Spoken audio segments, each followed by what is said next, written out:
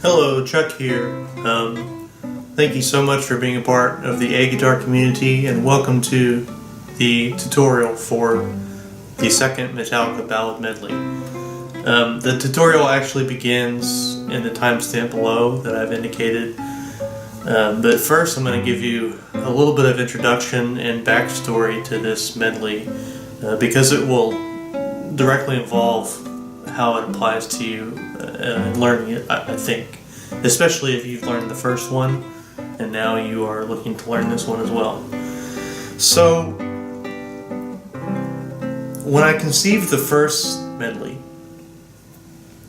it was, I can't really remember what else I was working on, but I just remember I was kind of in between a couple of much bigger, much more involved projects. Projects that required a lot more work, that were a lot more in depth, and I guess a lot more painstaking. And my attitude in coming up with the first one was just like, hey, I love Metallica. I've been playing their songs since I was a teenager. They translate great to fingerstyle guitar. I find myself playing them all the time. So why not just take a breather, string some of these parts together, and make a medley out of it, just kind of for my own pleasure. I never thought anyone would listen to it. It never crossed my mind. I just thought I would put it up because I love their music and it was fun for me to work on, fun for me to record. In that process, once I kind of strung a few together, I did some minor arranging, just, kind of where opportunities presented itself, I think on 3 of the tracks, but basically it was reproducing the parts, note for note, as Metallica plays them, but with classical guitar fingerings and tone and phrasing, all that in mind. And I was happy with the result. I was very surprised at the response. Never had a response to any work of art that I've been involved with in my life, as I did with that first medley. And it kind of surprised me so much that I thought, well, if I'm going to make another one, I should actually make a really big to-do about it. Like, make it a big project. Make it be like one of these other projects that I was in between when I made the first one. So that was my approach, and that's what I did with the second one. And I tell you all this because if you played the first one and it went pretty smoothly, the second one is much more complicated. With the second one, I really like to arrange for fingerstyle guitar. So I kind of ran out of the nice sounding clean guitar parts from Metallica records that you could just reproduce and they sound nice. But that was fun because now I had to say, what are parts that I can actually arrange and combine, bass line and melody, or make an arpeggio out of it, or explore techniques and sounds to make these parts sound convincing on one guitar.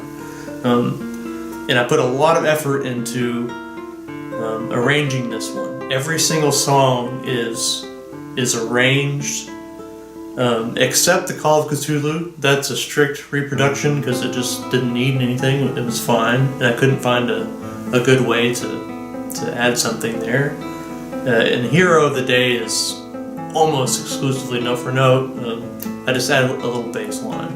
But everything else is much more involved, and it plays like a classical guitar piece plays. And so suffice it to say, you're trying to do as much as you can,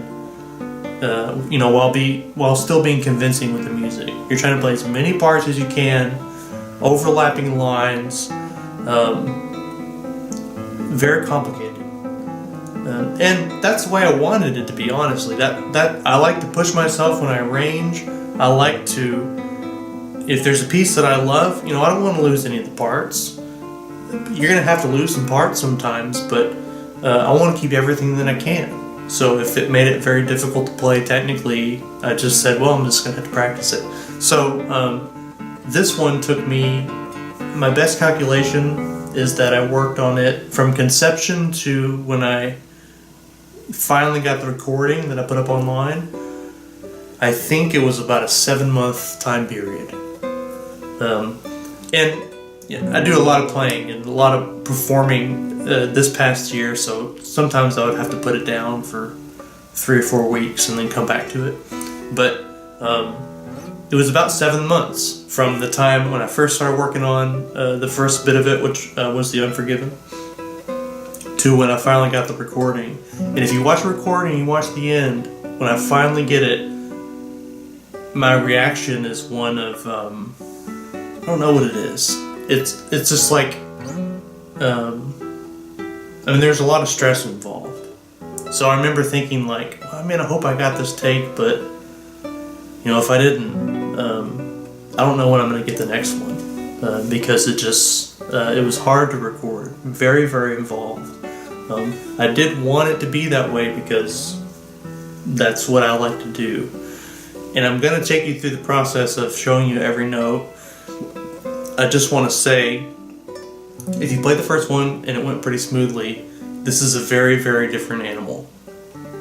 Lots of different techniques, a lot of harmonic techniques, lots of multiple voice stuff, and not like the first one where you're just reproducing a Metallica passage using fingerstyle.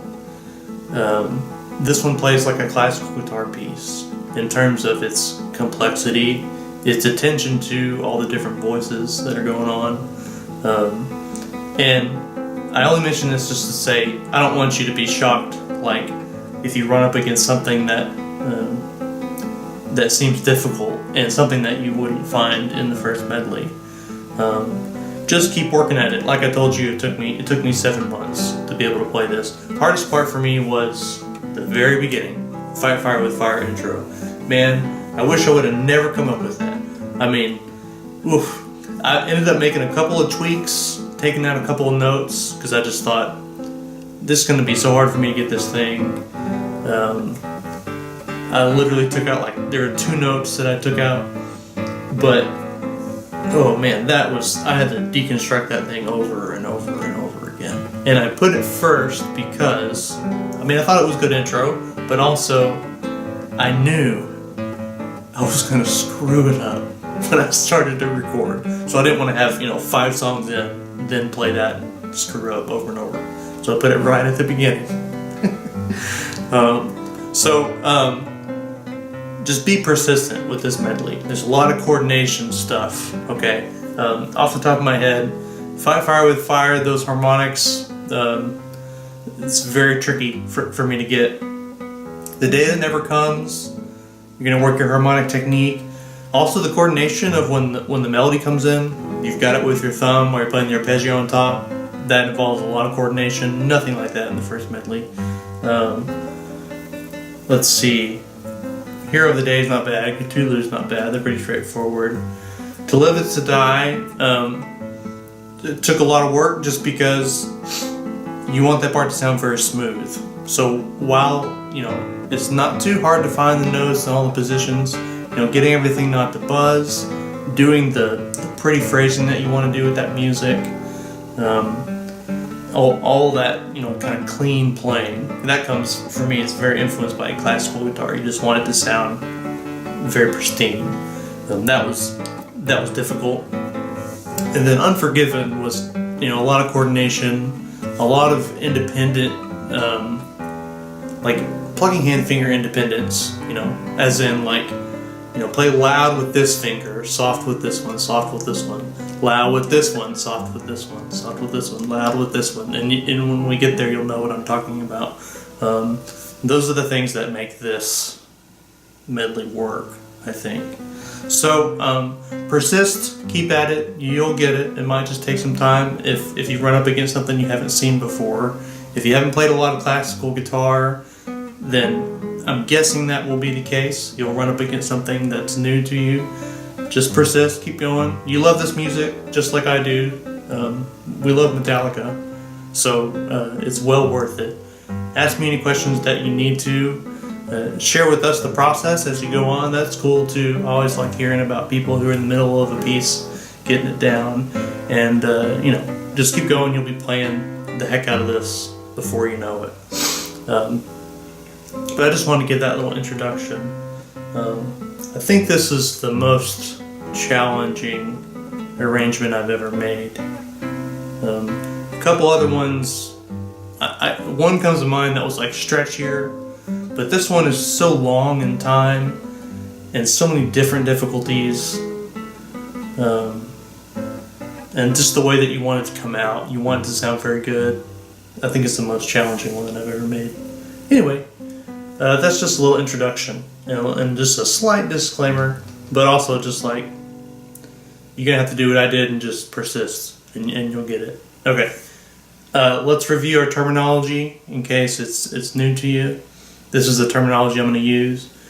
For fretboard hand, I'm gonna use the 4-finger number, so I have finger 1, finger 2, finger 3, and finger 4. Okay. For plucking hand, I'm going to use the classical guitar terminology, so they come from the Spanish names for the fingers. So for thumb, I'm going to say P. Index, I'm going to say I. Middle, I'm going to say M. And for ring, I'm going to say A for annular. And for pinky, I think I just usually say pinky. They say meñique, but typically in notation you see like a C. Anyway, I just say pinky. I'll use the pinky only for harmonics. I like to play plugging in harmonics with my pinky. Okay, so best of luck. Sure glad you're here working on the piece, and let's get to the tutorial. Also, I forgot to mention in that intro, and I always mention this, don't confuse your string numbers. So the first string is the high E. Second string is this B. Third string is this G. Fourth string is this D. Fifth string is this A. And sixth string is this low E. Don't get those slipped the other way around. First string is up here. Sixth string is down here.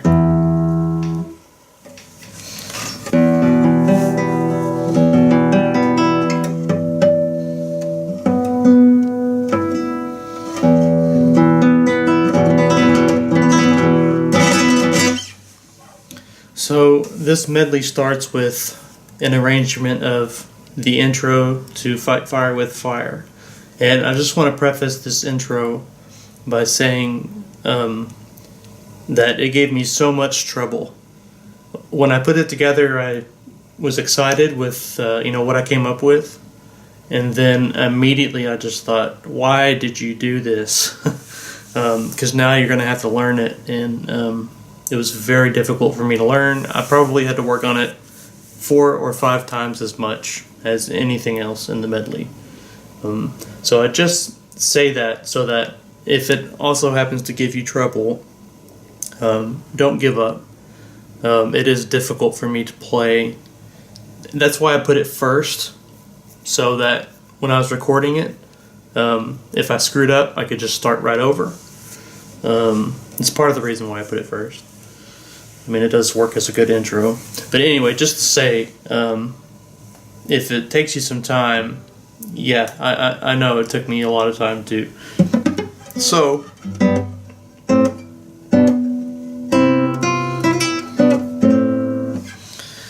we start with a G major chord.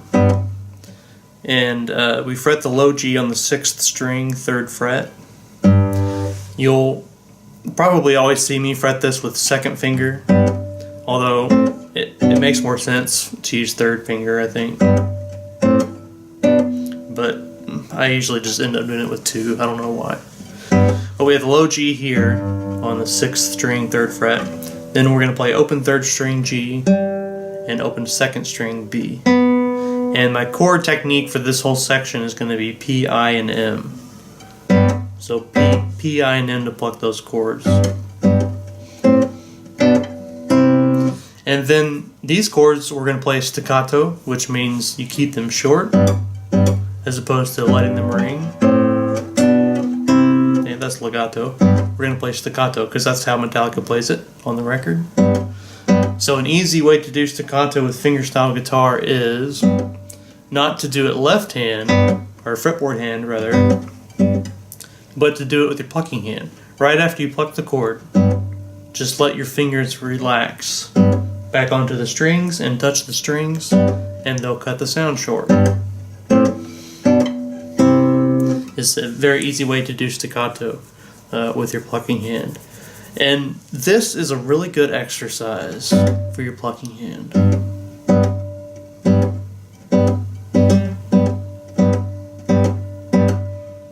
It takes a lot of mental focus.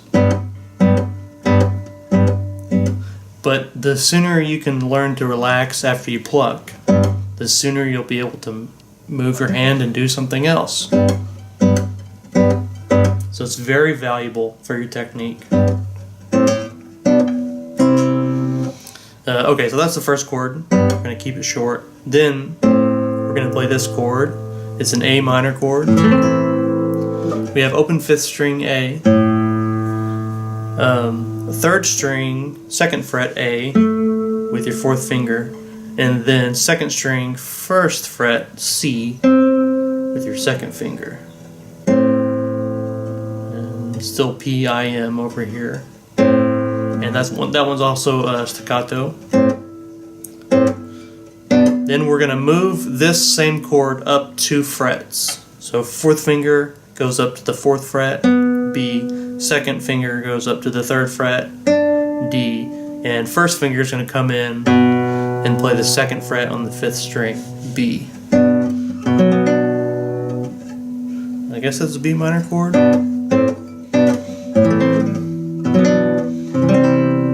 I guess.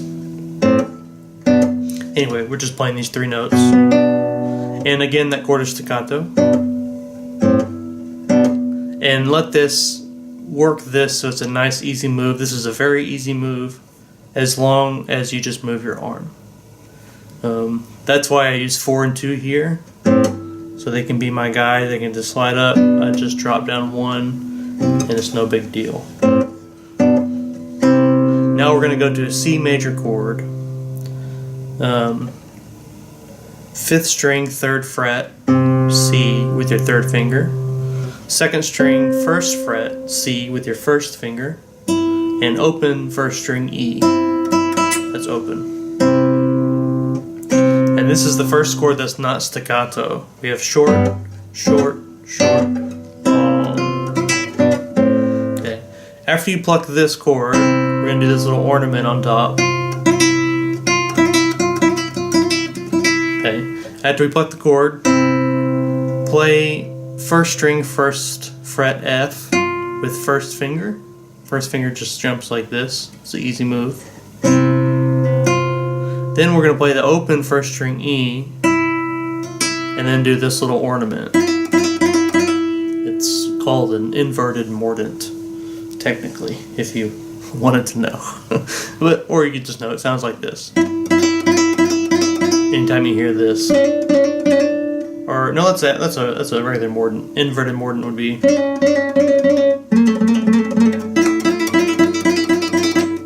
You can now you know that's an inverted mordant. So anyway, we're gonna play the 1st string E open. Very quickly, do an ascending slur with 1st finger, and then do a descending slur with 1st finger. Okay. And you can do a hammer on. Hammer on will work. Don't do a pull off. If you do a pull off, you won't get any sound. So instead, do a descending slur, where you actually pluck the string with your fretboard hand. Oops. Because this is really the main note. That's what the melody is doing.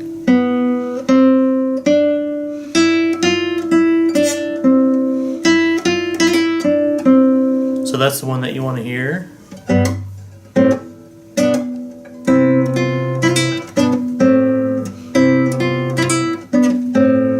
And the whole time we're doing this, we're going to hold this C on the 5th string with your 3rd finger. So you can get that resonance.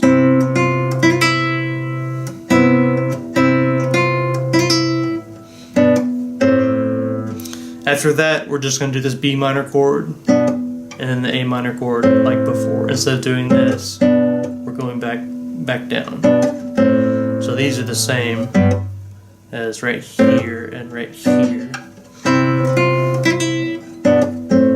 And I use the same fingering. If you want to use a different fingering, that's fine. I'm not sure. And after that, you're going to kind of change positions, so just do whatever makes you feel comfortable. And that's the first phrase that you want to get in touch with, that whole thing. That's like the first statement of the intro. Let's get a little bit faster.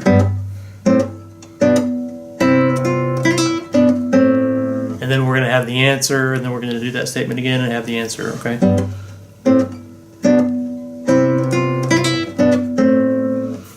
So practice that all as a phrase. Anything else I need to say about that? Short, short, short, long, short, long. Yeah, this one I would keep short, and that's a long one.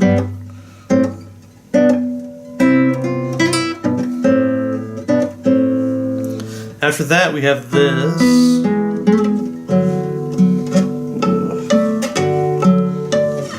Still gives me troubles. This line. So the first note is 4th string, 2nd fret, E with your 2nd finger. I'm going to play it with my thumb over here. Then I'm going to play an open 2nd string B with M over here. Then I'm going to play 3rd string, 1st fret, G sharp with 1st finger with I. Then with M, I'm going to play another inverted mordant, because you know what this is now. We're going to play G sharp, 1st fret, then do a quick ascending slur onto the 2nd fret, A, with 2nd finger. And then very quickly do a descending slur back to the G sharp.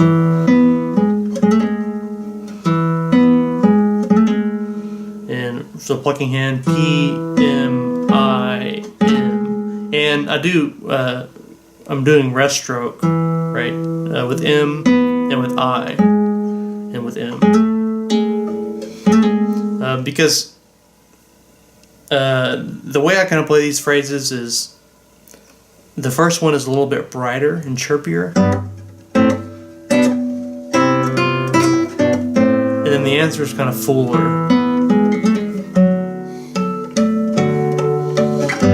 and then we go back to the bright sound.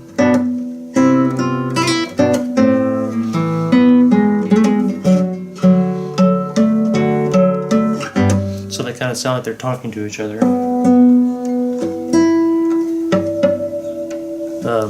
Sorry, that wasn't the best example, but hopefully you get the gist. So I'm going for a fuller sound here. After you do this, we're gonna jump to this 2-note chord. We have 5th string, 5th fret, D with your 4th finger, and 4th string, 4th fret, F sharp with your 3rd finger. Oops. And pluck those together. With plucking hand, I'm doing P and I together. And I took a note out here for playability because I just couldn't figure out a way to play this. What you'll hear in the track is when you do this inverted mordant, you also hear this bass note again. I took that bass note out because I just couldn't.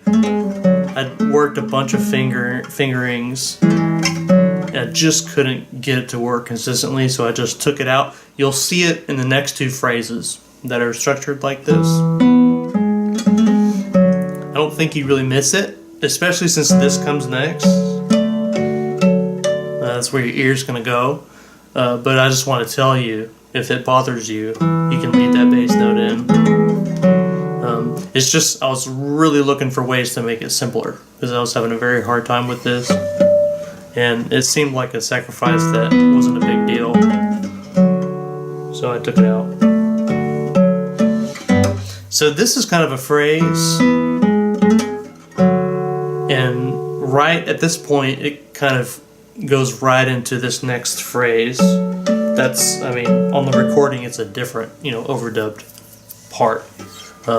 So it's something that makes this tricky, is it's got a flow, It's got to flow. Man, it's got to flow. It's got to keep flowing one to the next.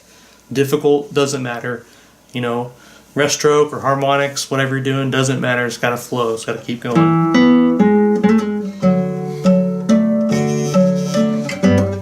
So now that we have this phrase, let's get to this part. So we're going to fret a nice and difficult D major chord. The same chord as this. This is a different voicing here. So you've already got these fingers down. Now add 3rd string, 2nd fret, A with your 1st finger, and 2nd string, 3rd fret, D with your 2nd finger. And this is the chord that we're going to hold while we do these. Okay, so again,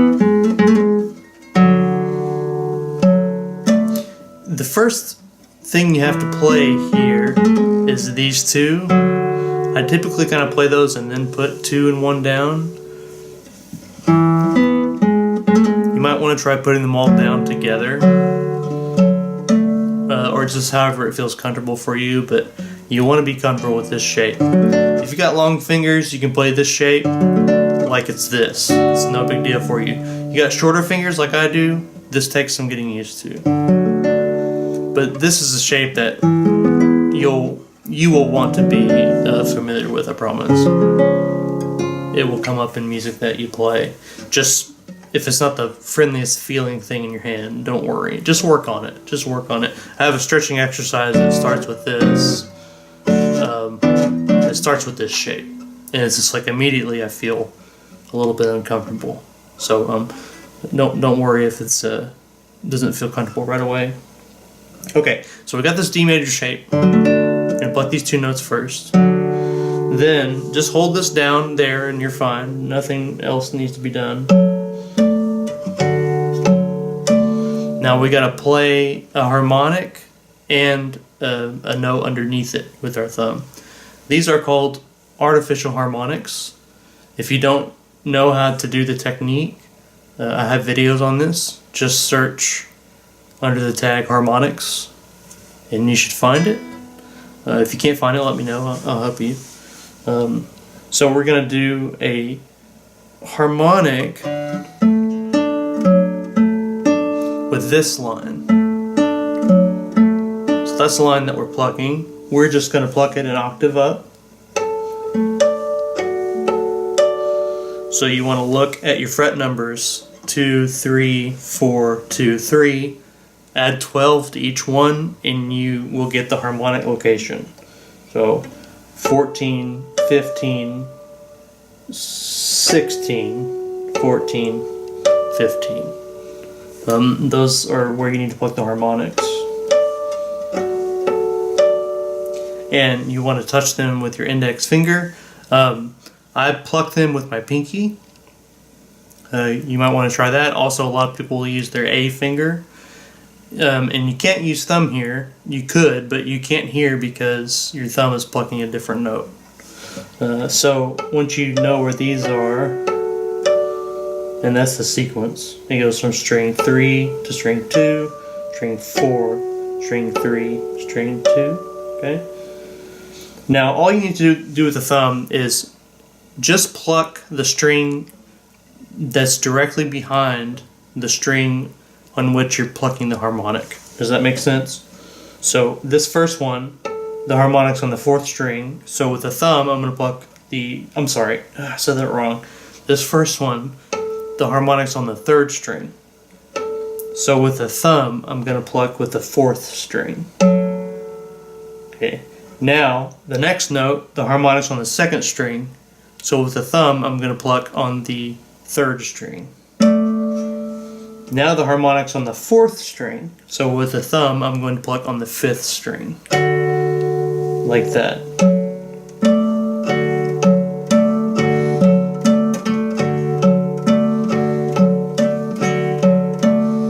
And if you want to make an exercise out of this, just choose an open string harmonic and do this.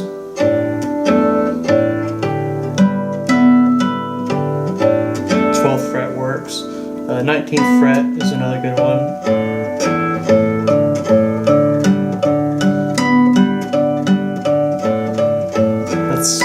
It's a good thing to do to get used to the technique, because holding this chord shape and then trying to hit the harmonics where you need them to be, man, it's a lot to do.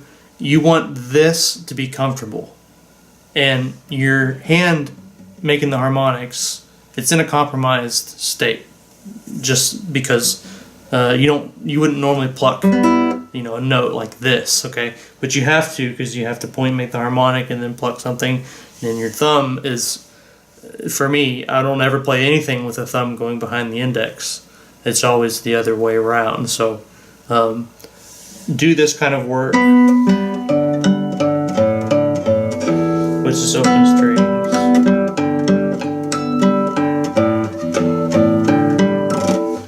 It's again, like it's second nature when you pluck them together, okay? And then you add in the chord, add in the fret locations where you need to be, and work that, and you'll get it into shape.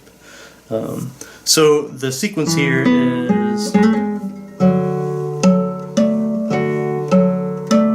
those are all the harmonics, and then after that we're going to jump back to our first G chord that we played originally. Now this time I'm going to play it a little bit differently. I'm going to do it staccato, except for the third string. You'll hear it ringing like that. So I'm planting the staccato with my thumb and my middle finger, not with my eye finger. I'm letting it ring. The reason for that is when you listen to the recording, you hear this line still ringing. You hear G ringing and maybe another note. I'm not sure, I can't remember. But they overlap. So I wanted to give that effect as much as possible. You can't really let them overlap as much as you might need to, but this is about as much as you can do. And I think it's important to let all that flow. I tried kind of making that dramatic, and then going back into it, and I just don't think it works. I don't think it sounds like the song. You know, I don't think it's a good decision if you want to play it the way that it is on the record.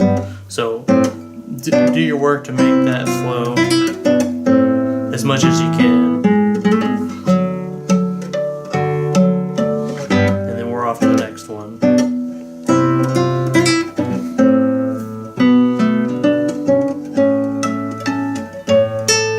Yeah.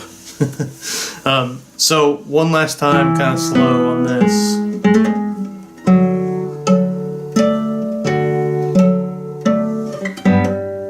Again.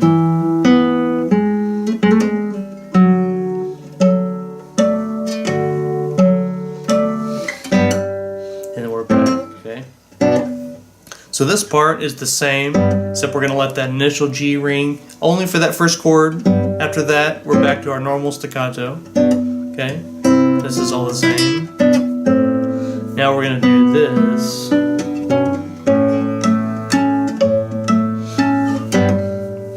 So, let's see. We're here. Now, let's see. Third finger is going to fret 7th fret on the 6th string. That's a B. Gonna play that note with my thumb over here. Also at the same time, I'm gonna play open 2nd string B with middle finger. Then I'm gonna play 4th string 7th fret, that's an A, with my index finger.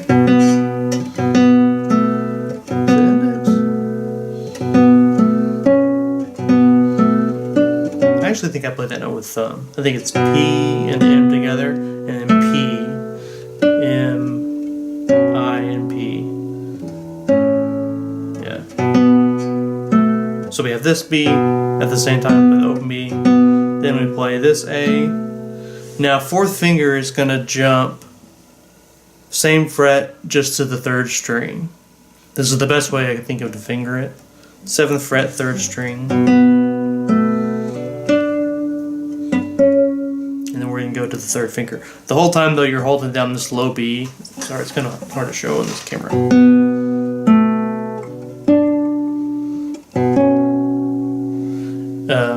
So we have these two together. I'm arpeggiating them, separating them, but really they come together.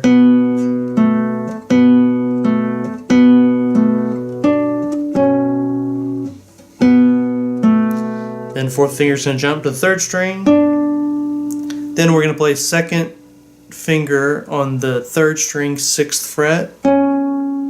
At the same time, we're going to play another low B on the 6th string. That's been there the whole time. This is the bass note that was missing in the first passage.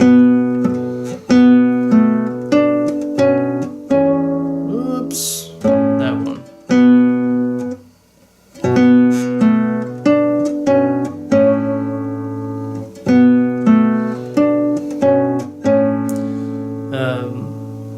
And the last note, we play the third string, 6th fret again, with an open 5th string A. And I play with my thumb. For those other melody notes, I'm just alternating M and I.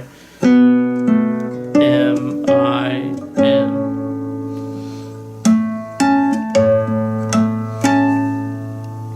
So again, that one kind of slow is going to be.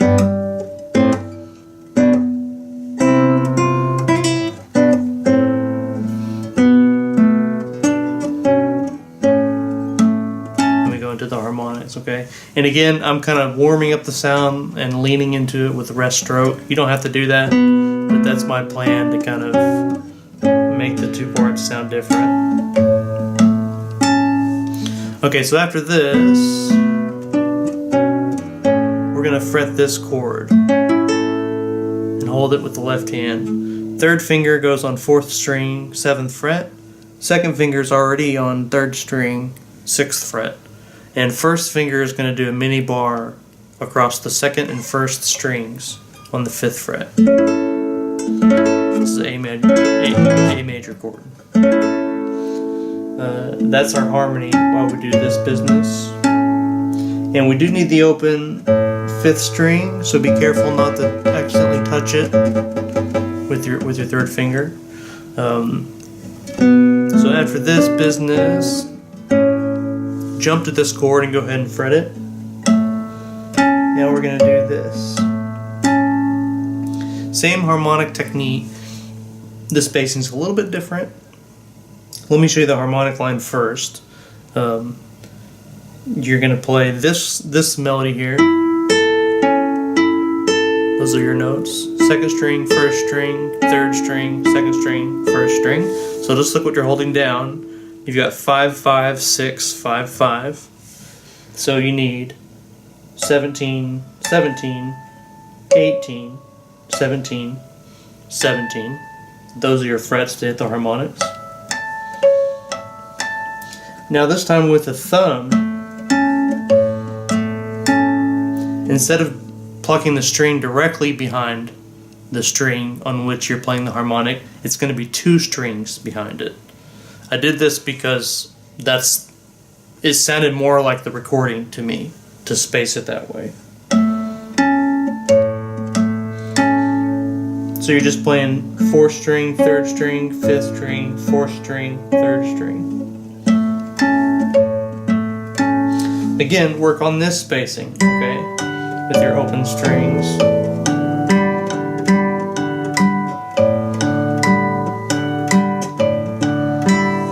Easy plays, so it feels comfortable. And then right after that, we're going to flow right in back to this original G chord. We're going to do the same thing where you make it staccato, except for this 3rd string G. We're going to let that ring. So let me go back and do all that kind of slow. After this,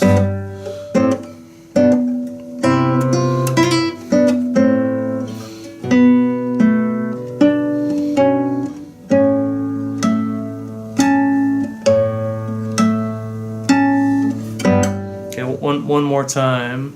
Let's see.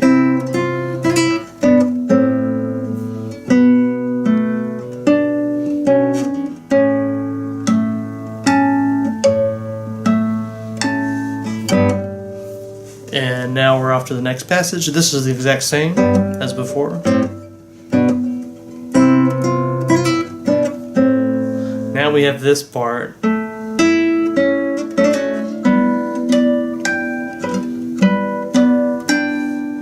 We start with this 3rd string 2nd fret A with 1st finger that I play with thumb over here. Then we do open 1st string E. Then we play 2nd string 2nd fret. It's a C sharp with I over here. And to fret this, I already have 1st finger on this 3rd string. I just kind of lean it back and hit that 2nd string as well to fret it. Make that little mini bar. Because right after we play the 2nd string, we're going to play 2nd and 3rd strings together.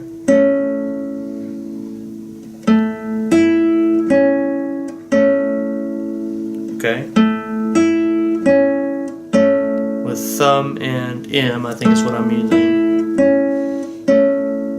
Right after we pluck that, we do another inverted mordent on the 2nd string. So you're just gonna slur up to the 3rd fret and then immediately descending slur back down to the 1st finger on the 2nd fret that you've got held there the whole time.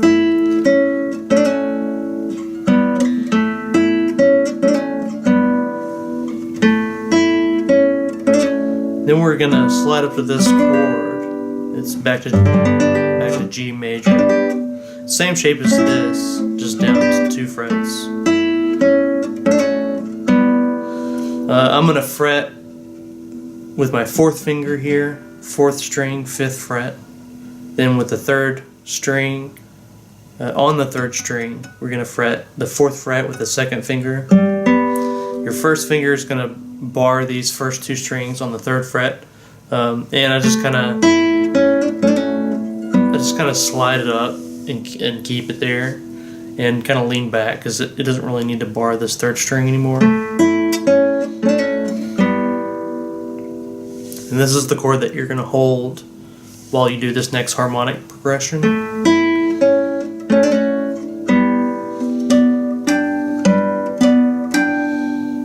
Okay, the melody here is 2nd string, 1st string, 3rd string, 2nd string, 1st string. Pretty sure it's like that all 3 times. So just look at your fret numbers. You have 3, 3, 4, 3, 3. So the harmonics you need are 15, 15, 16, 15, 15. Now with the thumb, this time we're going to go back to the thumb playing the string that's directly behind the string that's playing the harmonic. So thumb is going to go 3, 2, 4, 3, 2.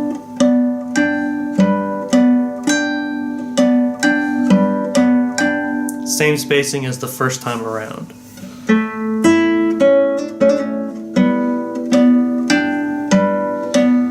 And then right back into this G chord. The same system of staccato where this rings out and everything like that. So let me play that kind of slow.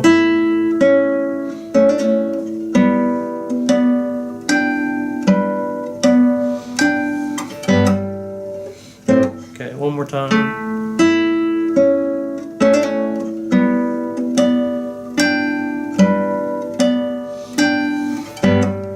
Then we have this phrase again.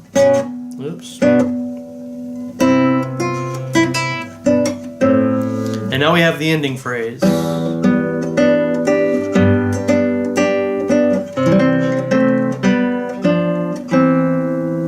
Okay.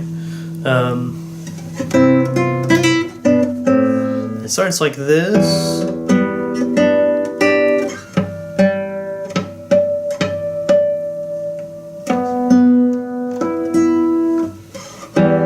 We're going to play open 6th string E, 4th string 2nd fret E, and open 3rd string G with P, I, and M. Now we're going to play 4th string 5th fret with 4th finger.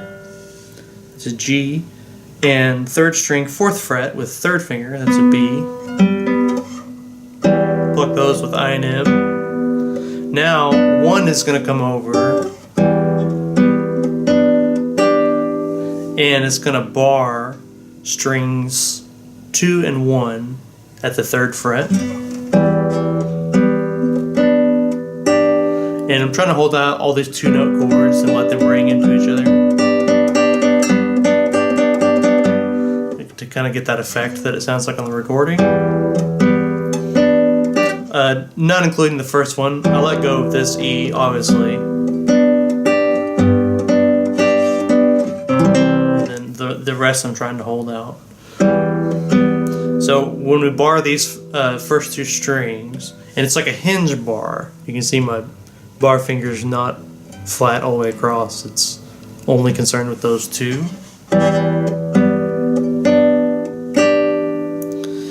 We're going to play a 2-note chord on strings 3 and 2, and then a 2-note chord on strings 2 and 1. All that's with I and M. So we're just going up the strings. Now bring down my 1st finger on the 3rd fret on the 6th string. I'm still not barring all the way across because I only need 6th string and I only need strings 2 and 1. But you can just kind of bring it down. It might be kind of curved as opposed to like flat across like this. Now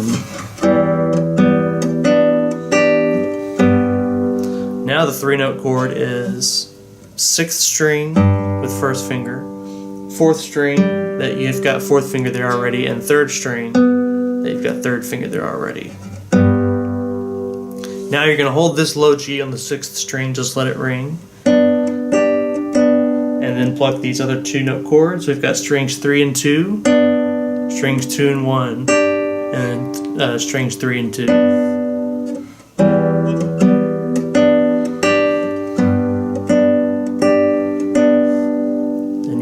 All that to ring nicely as much as you can. You want to kind of work towards getting that harmony.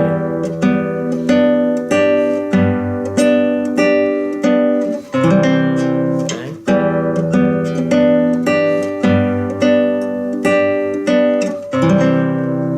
After that we come to this nice and friendly C major chord. So 5th string 3rd fret with 3rd finger. 4th string 2nd fret with 2nd finger, open 3rd string, and 2nd string 1st fret with 1st finger. And typically I like to arpeggiate this chord just to kind of draw it out. Rhythmically speaking, it might not be a good idea to arpeggiate it.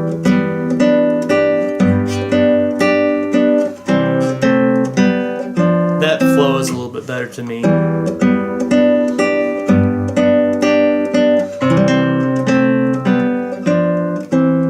don't know, it just depends. So you can arpeggiate it if you want. The plucking in here is just P-I-M-A. So roll it or pluck them all together.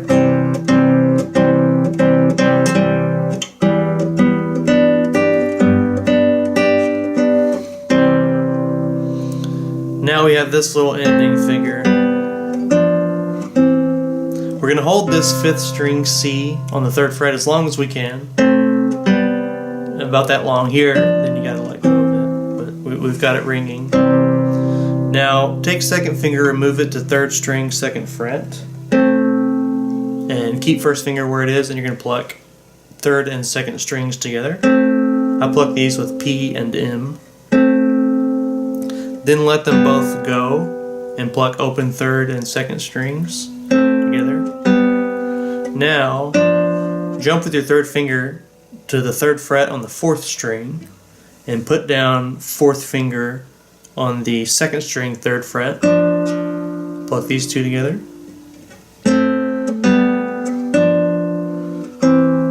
And then the last chord is 1st finger on the 2nd string 1st fret, 2nd finger on the 4th string 2nd fret, and that ends out the section.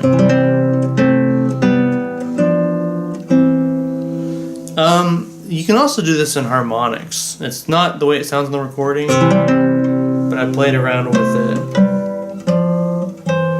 So the technique is the same as before. You're going to pluck this line with your thumb, and then just add 12 frets to find the harmonic locations. I think it sounds nice. I didn't do that because, well, if I don't do that, it's because, you know, I don't know. I can't tell you why. It's an option. This sounds a little more straightforward to me, I guess. This is pretty. It comes a little bit out of nowhere, but I'll leave it up to you.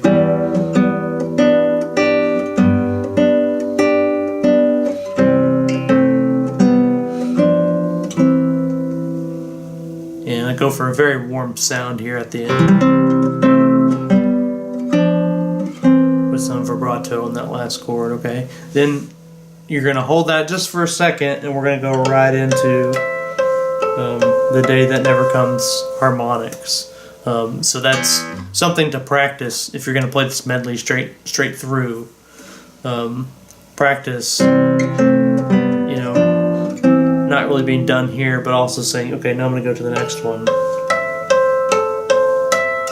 And the only thing you need to do there is put down third finger on the third string, second fret. So you fret this. First finger is already where it is, and then we're going to use the open first string. And then you can do these harmonics, which I'm going to explain in the next section.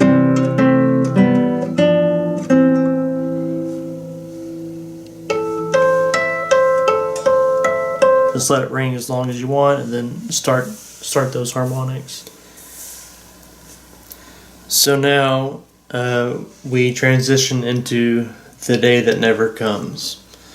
So this is really in 3 different parts. We have the intro with the harmonics. Then we have the next part where this melody comes in, which we're going to play with our thumb.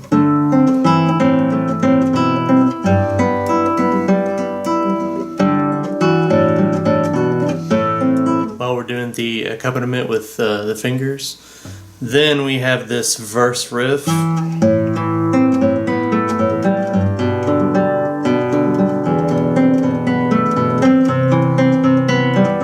That we're going to play before we move on from this song in the medley. So let's start with these harmonics. So note-wise, this is an exact duplication of what you hear on Metallica's record. I just chose to play it in harmonics because I didn't feel like doing all this business up here high on the fretboard. You're free to do that if you like that. That would be a good choice. I just thought it would be neat to utilize the harmonic sound, and I thought it would really work your harmonic technique, and it does. Believe me. So let me show you the notes. Again, if you don't know how to do this technique called artificial harmonics, look on my Patreon page under the tag harmonics, and you should find a video explaining how to do the technique. Let me show you the notes, and as I show you them, we'll find out how to find the harmonics. So we're coming from Fight Fire with Fire. We're going to hold this chord. Then I'm going to fret on the third string, second fret with my third finger. That's an A. On the second string, I'm going to fret the first fret, C, with my first finger, and then I'm going to play the open first string, E. Okay. Now to find the plucking hand harmonics, just add 12 frets to whatever note you're fretting. So we got the second fret here, 2 plus 12 is 14. That's where that harmonic is. Remember to pluck it right above the fret wire, not where you would fret the note normally. That'll give you a dead harmonic sound. Okay, so that first harmonic is at the 14th fret. The next one is at the 13th fret, because we've got the first fret over here on the second string. The next one is at the 12th fret, because that's the open string. 0 plus 12 is 12.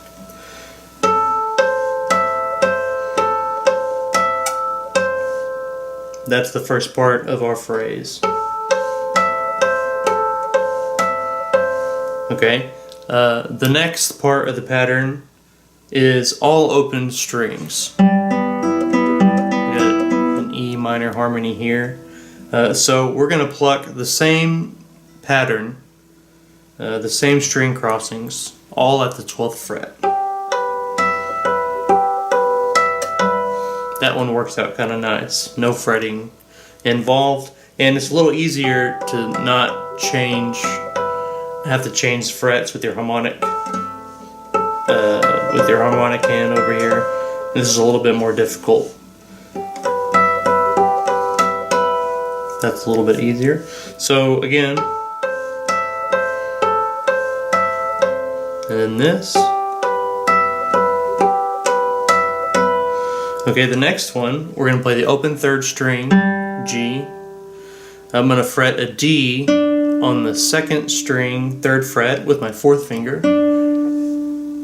And I'm going to fret an F sharp on the 1st string, 2nd fret with my 2nd finger. That's our harmony. So the harmonics will be at the 12th fret on the 3rd string, because that's an open string. So pluck that one at the 12th fret. And then the next one will be at the 15th fret, because we're at the 3rd fret over here. 3 plus 12 is 15. And then the next one will be at the 14th fret on the 1st string, because we're fretting the 2nd fret. And the pattern is the same. 3rd, 2nd, 1st, 2nd, 3rd, 2nd, 1st, 2nd. This is the trickiest one for me because you have the biggest physical leap when you pluck from the 3rd string here, 12th fret, to the 2nd string, 15th fret. I did this a lot.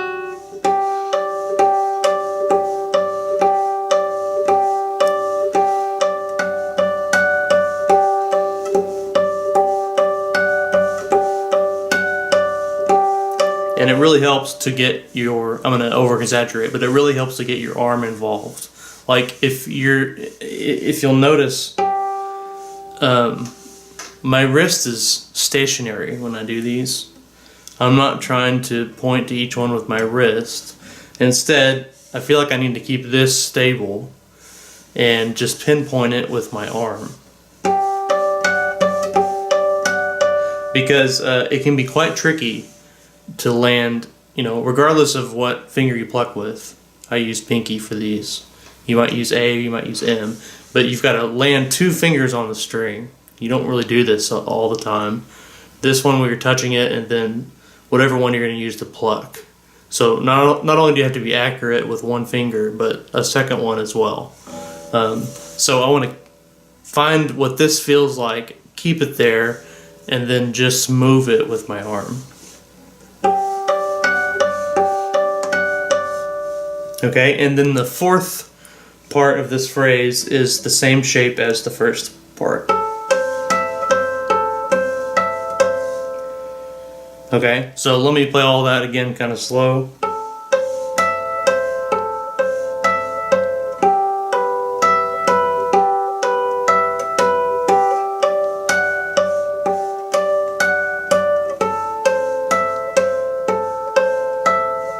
Okay, now we're going to repeat all of that one more time exactly as it is, except we're going to leave off the very last note. This is the very last note. We're going to end 1 note before it, because that will give us just a split second to change hand positions for the next part. So let's see, the second time around, repeat it exactly as is.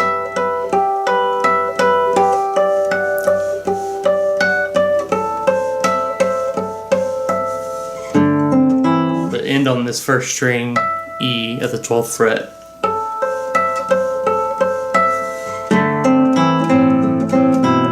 So you can just slam right into the next part, right? A few tips for getting these harmonics. You know, the first one might be patient. You know, usually you might have a harmonic. You might have like one here and there. You have plenty of time to get to it. You're not in a rush, okay? I've never played anything like this before, where it's like so many harmonics in a row. So be patient with yourself. Accuracy is the most important thing. Of course, if you're like me, you're thinking, well, I got to get it up to tempo. I got to get it up to speed. But, you know, if you're ever going to make sure that anything is clean, it's got to be these. Because if you don't get it just right, you get nothing. You know, you might buzz a note because you don't fret it really well, but you still get some kind of sound. With these harmonics, if both hands aren't very accurate, you get a very bad sound, and or you get no sound at all. And because this is such a cool, intriguing sound, you see how it just rips you right out of this mood you want to put people in. So accuracy is the most important thing. Very slow. Okay. And then another thing that really helped me get it more comfortable and kind of get my priorities straight with the technique is when you pluck one, immediately jump to the next position with your plucking hand and then just sit there and then jump to the next one.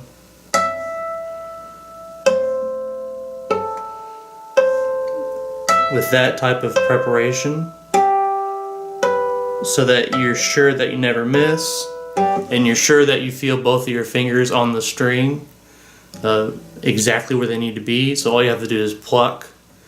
That'll help you get the priority of your technique like correct. Because sometimes we release too quick with the pointer finger and then you don't get the harmonic. Sometimes the other finger is on the wrong string. Lots of things can go wrong here. So just practice lining it up. And as soon as you pluck one, your job is it's like a frog to jump to the next one. And just wait there for a minute.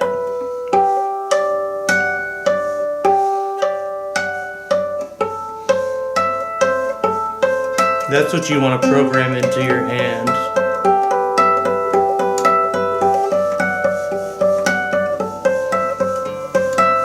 And then hopefully, what I try to make it feel like when I'm playing it at tempo is, you know, one of those like little lizard things that can run across water. Have you ever seen one of those nature videos where they show those lizards like with the web feet that are so light and they can run so fast that they run across water? That's what it makes me think of. Like your touch is so specific, but it's so light that you can just keep going. It's all part of the pattern. If that helps you, you can try and think about that. But that's the feeling I want to get in my plucking hand. Okay, so after that, we've ended. Oops.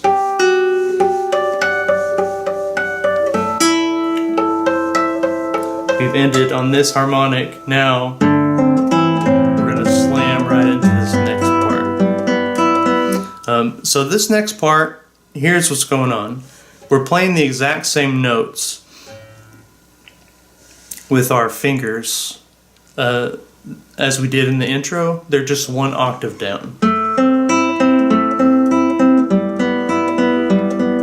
Exact same fretting with the fretboard hand.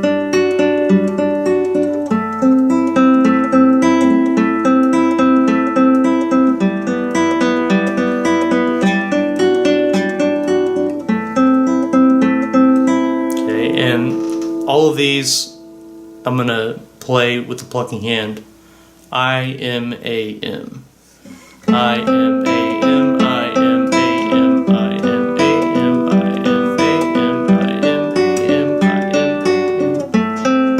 Okay. That's what's going to be going on, and that is constant until we get to the second half of this part.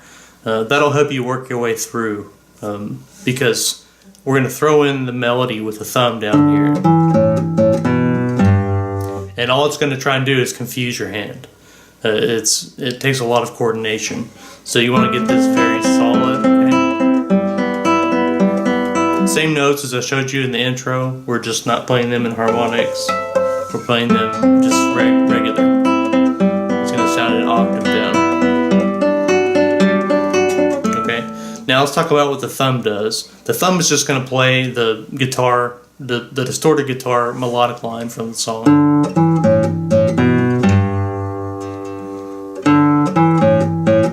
And it's going to do this.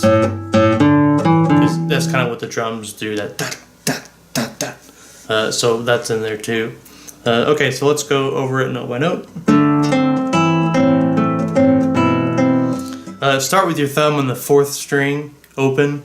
You're already fretting this same chord up here. 2nd fret here, 1st fret, 2nd string, and open 1st string. Play the open 4th string with your thumb at the same time that you play with your index finger on the 3rd string. Okay.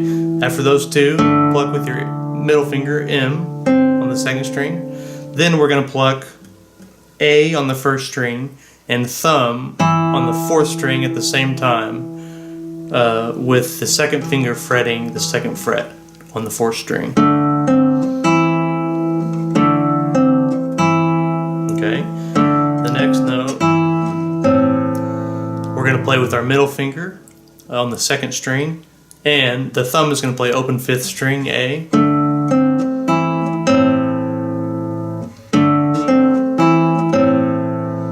After that,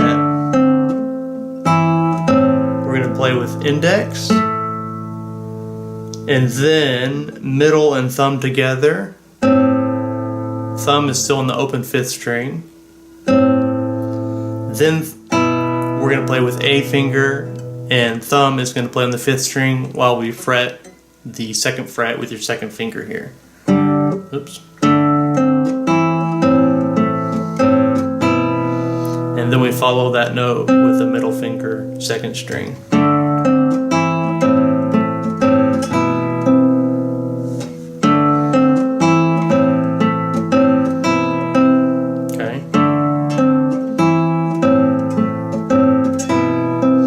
Never done something like this before in your plucking hand, chances are that it might feel very complicated. Just take it one note at a time.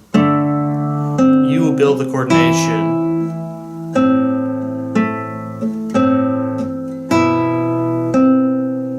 And practice playing with thumb and each finger, like P and I, D and M, P and A.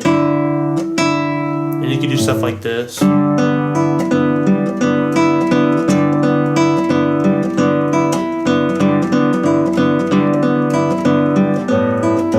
Just open string stuff. And you want this to feel like a machine. Because that's what it's got to feel like in your hand.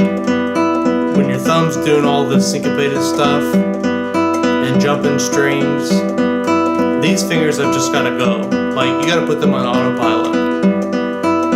So that might be a good place to start, actually. And then when you throw on your thumb,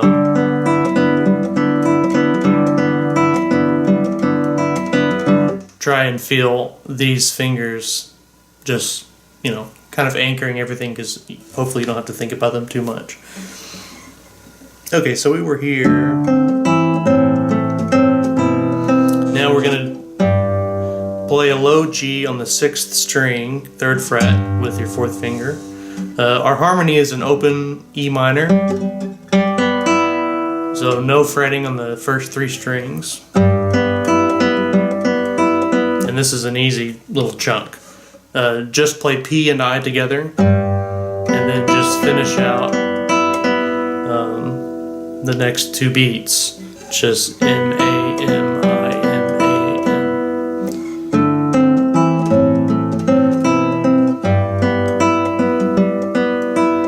Okay, that's that chunk.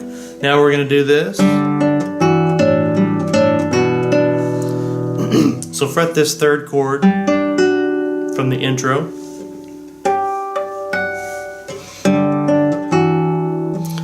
Play P and I together to start. Now P is back on the 4th string.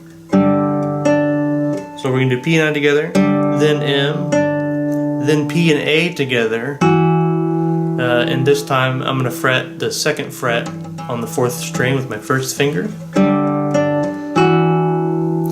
Then when M plays next, we're going to play thumb with it on the 5th string.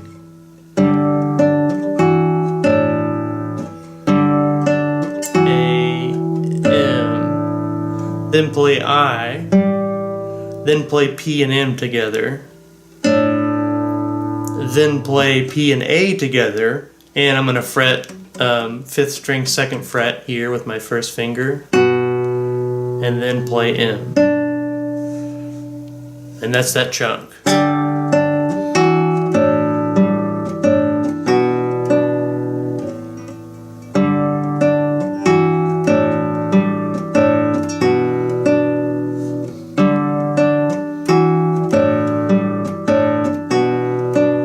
Okay, now we're going to go back to our first chord shape here.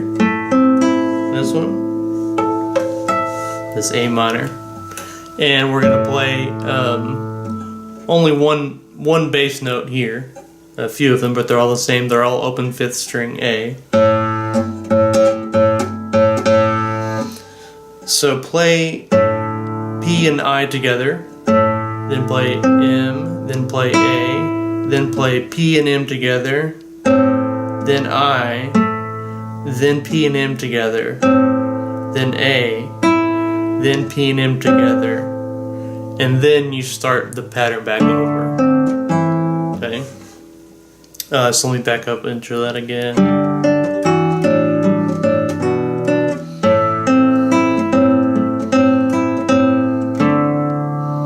That one's maybe a little simpler because you have P and M together, what is it, 3 times in a row? 1, 2, 3, yeah. And then you get that syncopation that's in the piece.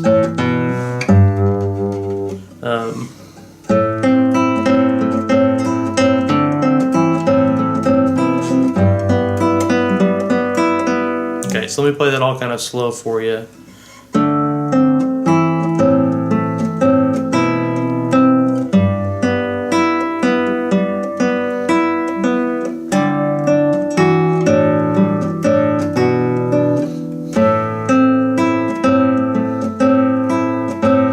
That's the first repetition, then you just repeat it literally the same. So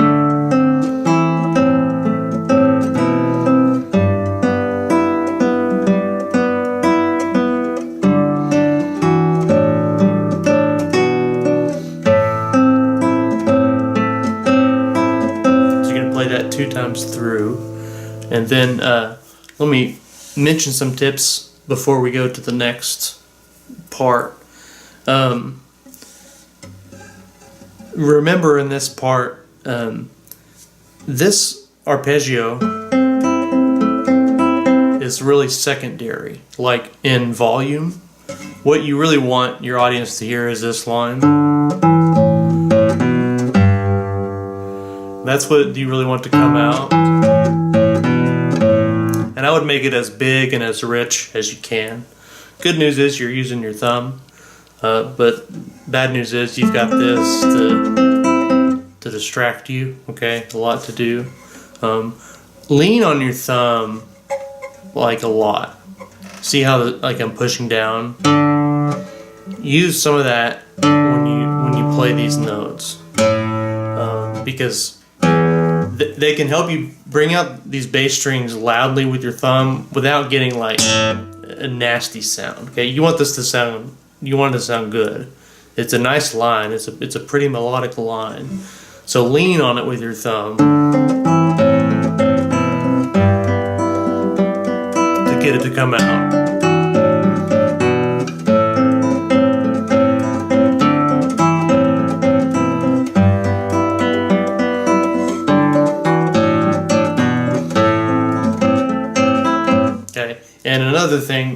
want to practice is whenever I have two parts going on at the same time and I want one to be louder than the other, I practice playing the other as quietly as I can.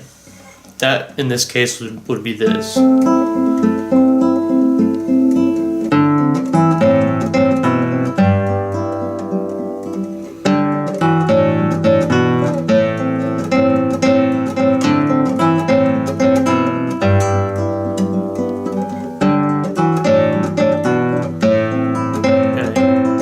For practice, and that will help you tone these down and then control them better, and then just give that some time. But that type of coordination in your plucking hand, you can do so much stuff with that. You want that coordination, so if it's difficult, don't be discouraged. Be patient and work hard until you figure it out. I came up with this part kind of quickly when I was making this medley. And then after that, kind of realized like, whoa, I've got to practice this thing. It's pretty complicated. Even though the parts always made sense, like right off the bat. I can play this part, and then of course I want to play this line. But putting them together was kind of trickier than I thought. Okay, so let's go on to the next part.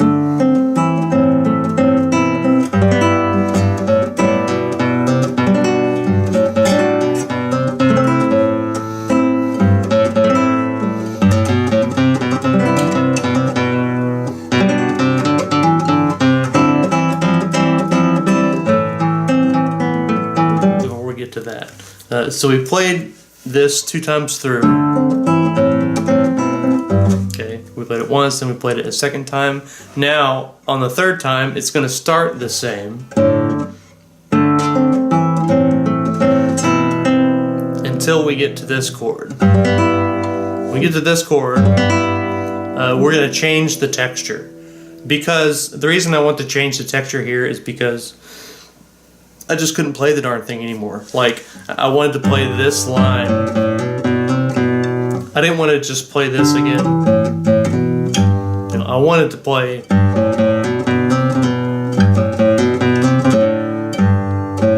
I wanted to play that line as it goes in the piece. I didn't want to cheat. So I had to cheat somewhere else, and it was the texture. That's why I did this. Because now we're going to play the same harmonies. It's just instead of doing this, instead of doing this, we can do chords.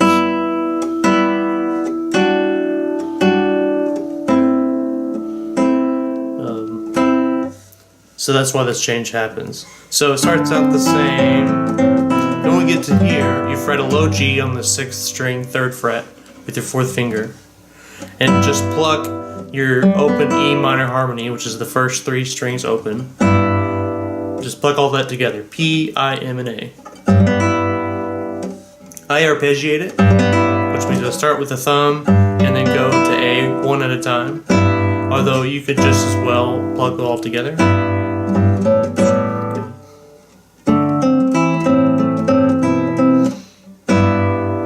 Then we're going to play one more G here, then open 5th string A, then one more open 5th string A. On the second one, we're going to pluck that E minor harmony again.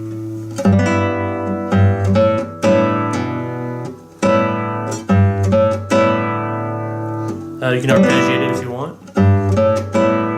After that, we're going to do a hammer-on, or ascending slur, as I like to say, on the 2nd fret of the 5th string with my 2nd finger.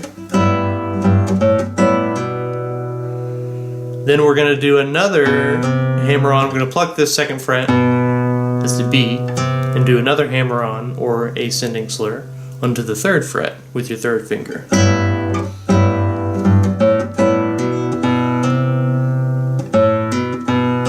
That's how the melody goes. And that's because I might normally I would do 2/4. In my hand, this feels way better than this. But the reason I do 2/3 is because I need 4 for this next chord. So here's the next chord. It's the same chord from the beginning. What chord is this? Is it like a G major 7? Is that what it is?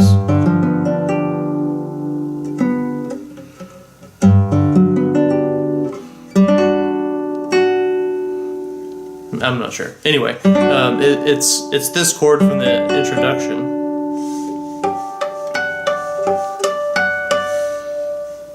And except we're gonna fret it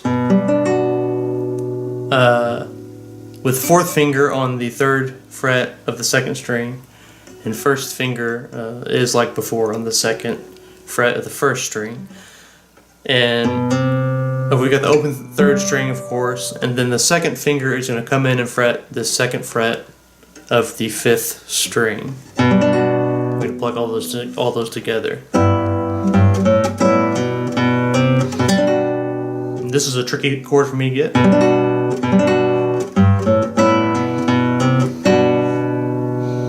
Then we're going to do this. A low G on the 6th string, 3rd fret with your 3rd finger.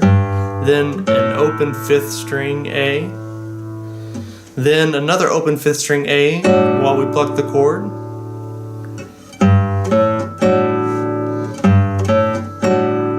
Then we're going to do a hammer-on or ascending slur onto the 2nd fret with your 2nd finger here. Then we're going to do another ascending slur onto this 3rd fret of the 5th string with your 3rd finger. So let me go back over that again.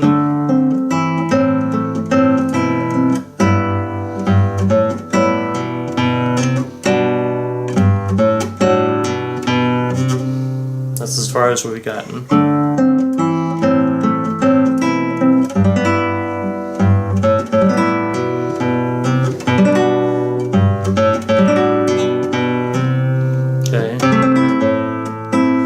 Now our 3rd finger is already here on the 3rd fret of the 5th string. Leave it there and fret this A minor shape.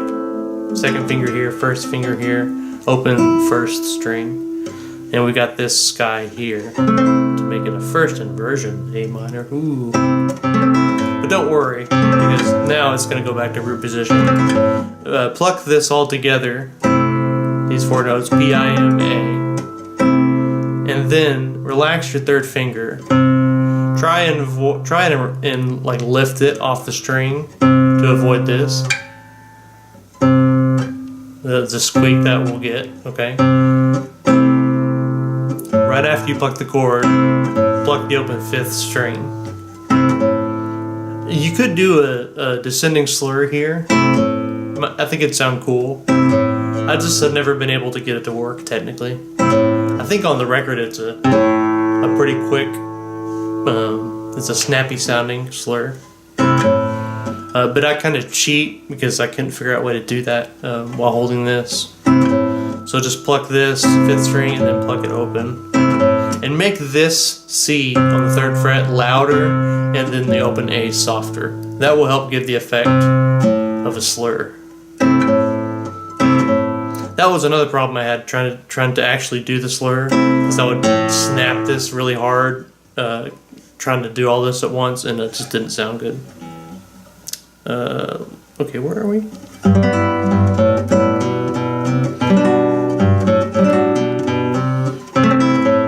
After that, this open A is ringing. Pluck this 3-note chord one more time. Then we're going to play a low G on the 6th string, 3rd fret with 3rd finger. Then an open 5th string A.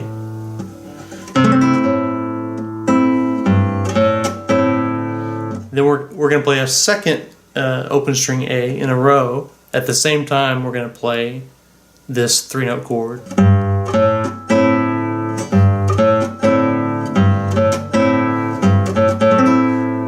Okay, let me back up and do that again.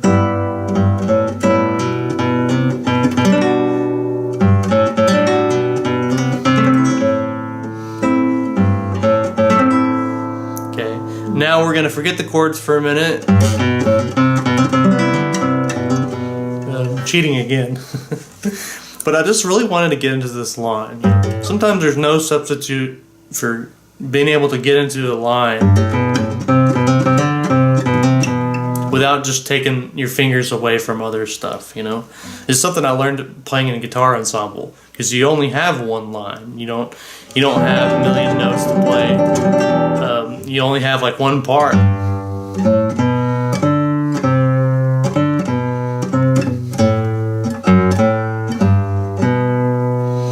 Whatever. So you can really get into it and put all your technique into it. So that's what I'm trying to do here.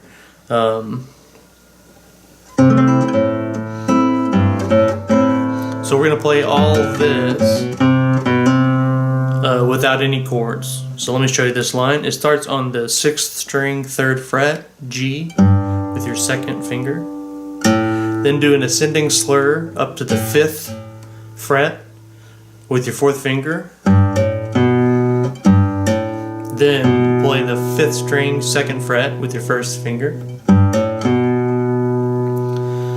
Now this is a little move that we're going to echo. When we echo it, we're going to start on the open 5th string, do an ascending slur on the 2nd fret here with your 1st finger, and then play the 3rd fret with your 2nd finger. Then we're gonna kind of echo it one more time. This is what they do in the piece. So it's an ascending slur. Pluck this 2nd fret with 1st finger, an ascending slur to the 3rd fret with your 2nd finger. Now here I do 2 slurs in a row.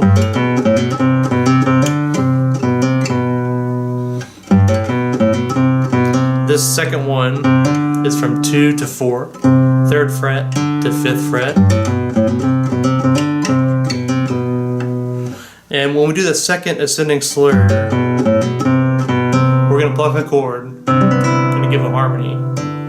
Just so our audience doesn't think we forgot about the harmonies. This is just the open E minor one, where you have open 3rd, 2nd, and 1st strings.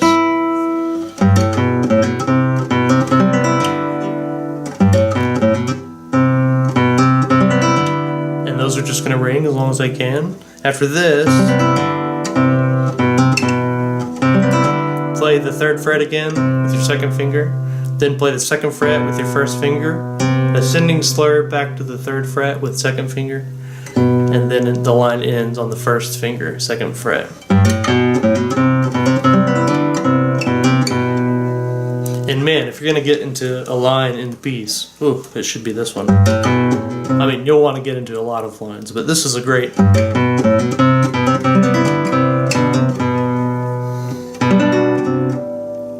Actually,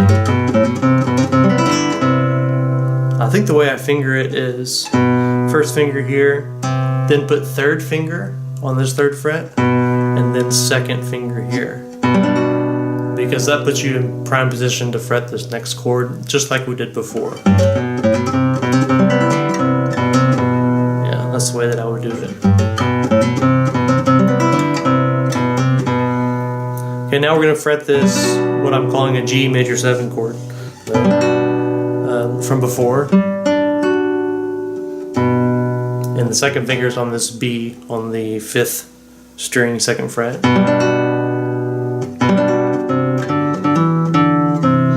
And we're just going to play this chord once with the fingers here. We're going to play 4 notes together, P-I-M-A. And then we're going to play this line while that chord just rings out.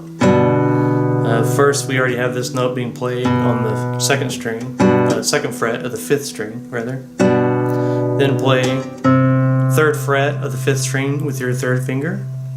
Then play open 4th string, D.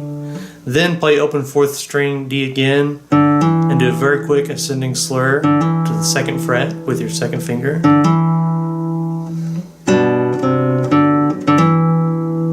Then play open 4th string again, D. And then play C, 5th string, 3rd fret with your 3rd finger.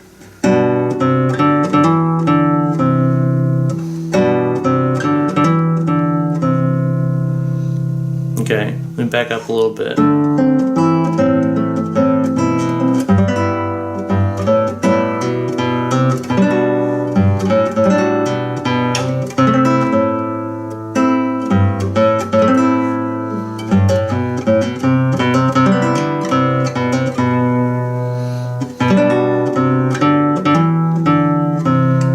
That's where we are. So we're going to play this melodic line. That's going to ascend and take us right into this next part. We're also going to play a chord with it. This chord is just open first string E with A finger. Second string, first fret, C, fretted with your first finger here, with M over here. Third string, G, open G, with I over here, for as long as we can. You'll see what I mean. We'll play it a few times, and then we'll be playing melody notes on that string, but first we're going to start with playing that string. That's the chord that we're going to play. And we're going to pluck it with each melody note to build the drama, and because it's what it sounds like they do on the record, like you've got the drums hitting with each line of that melody note. So start out by fretting this chord, and then the thumb is going to play the open fourth string D. On the next one, we're going to do the same chord, but thumb is going to play on the fourth string, second fret, E, with second finger over here. Then, same chord, but third fret on the fourth string, F. I might use 4. You can use 4 or you could use 3.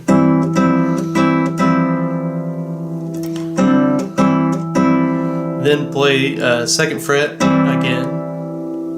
Then play third fret again.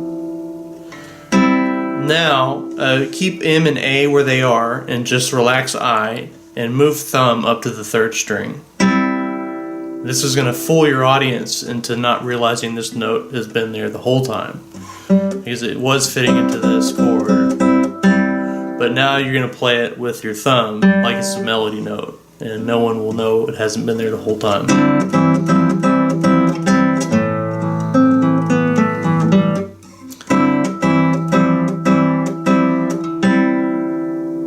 And after that, we're going to play octave A's. Third string, second fret with your third finger. I'm going to play that with M. And then open fifth string A with your thumb.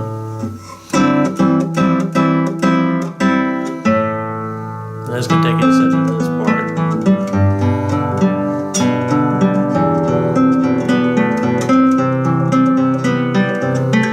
Okay, so backing up again, and that's a really neat little progression. You want to use that to build the drama. I keep those chords a little bit short as opposed to this. To keep them short, just prepare your right hand fingers on the strings a little bit sooner than you would.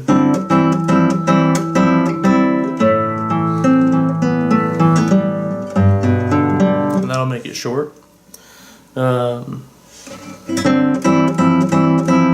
Anything else I need to say about that? I don't think so. Let me just back up and play it for you one more time.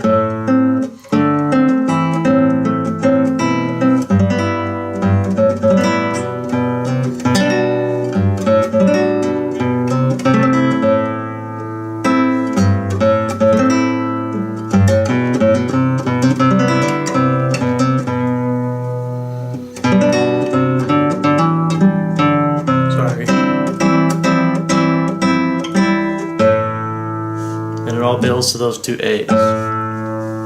Okay. Easy peasy, right? So now we lead into this part.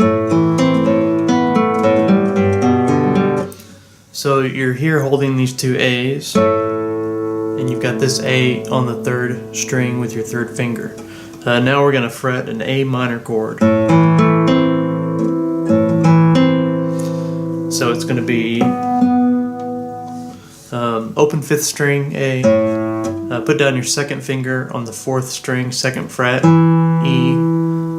You've got your 3rd finger here on the 3rd string, 2nd fret, A, and then 1st finger goes on the 2nd string, 1st fret. This is C. So we've just plucked these 2 octave A's with P and M. Now play the 5th string with your I finger over here. Now play the 2nd string with your A finger. Oops, that was the 1st string. That's the 2nd string. Then 5th string with your thumb. Now we're going to play with our A finger an open 2nd string, so release this 1st finger, just relax it.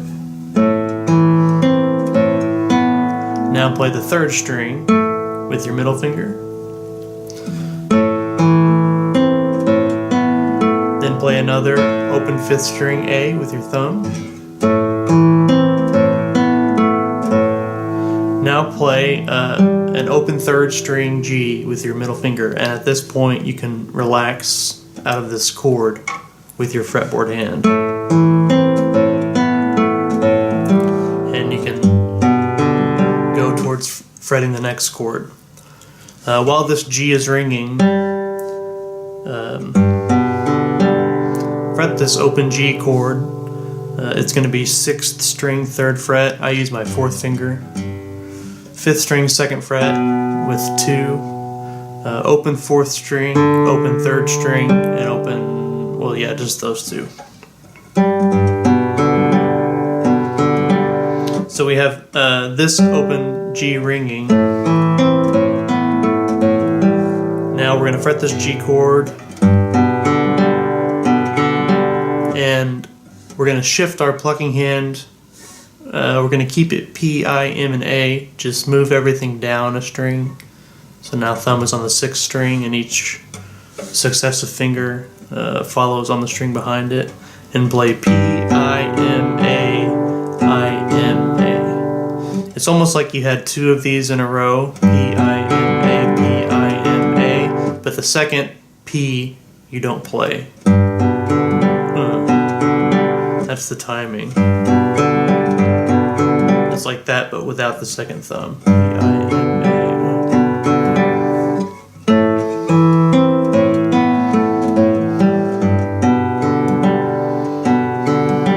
And I'm letting all this ring like as much as possible. Just let it ring together. They're just chords. Now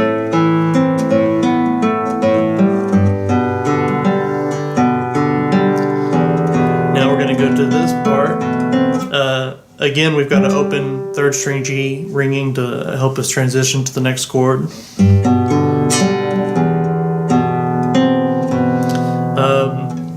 Let's see.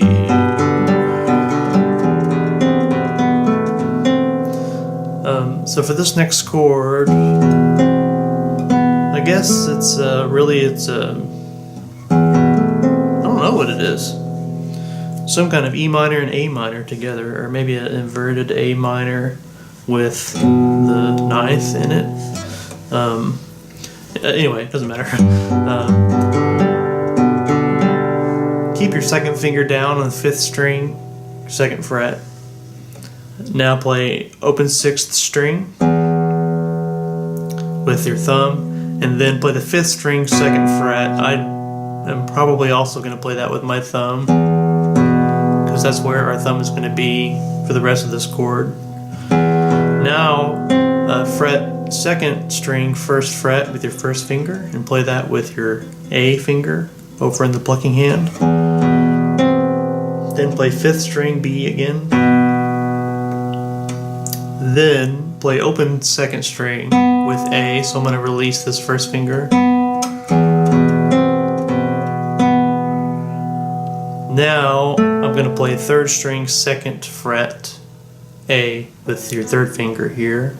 This seems to be the moment where I put it down. You're free to put it down earlier though if you want. And I'm going to play that with with middle finger over here. Then play thumb again on the 5th string, B. Then play this C on the 2nd string, 1st fret. Put your 1st finger back down and play that C with your A finger.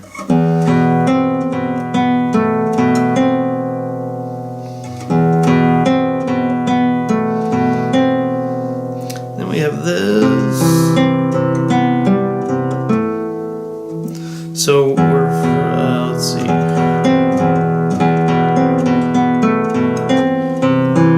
I'm going to leave 1st finger where it is. It's on the 2nd string, 1st fret. And then we're going to fret this C major chord. Come down and fret 5th string, 3rd fret with your 4th finger. Or you can use 3 if you want. I use 4. Then 4th string, 2nd fret with your 2nd finger. It's an E. And then we're going to utilize the open 3rd string and this C that's already down. This time this C is ringing over while we make the shift. Or the chord change rather. Now after we have this, so this C is ringing. Now we change chords. Our plucking hand position is going to stay the same, with the thumb on the 5th string and all the other fingers falling in behind it on each successive string. So play 5th string with your thumb, 4th string with index, 2nd string with your A finger, then thumb again on 5th string, then play open 2nd string B with A finger. So relax this 1st finger. Then play 3rd string, it's going to be open with your middle finger. Then play 5th string. Then play 2nd string. Sorry, that's not right. After this thumb, I'm going to play 3rd string A on the 2nd fret with your 3rd finger. I guess I would use 4th finger here, so that you can come in with 3 when you need that A.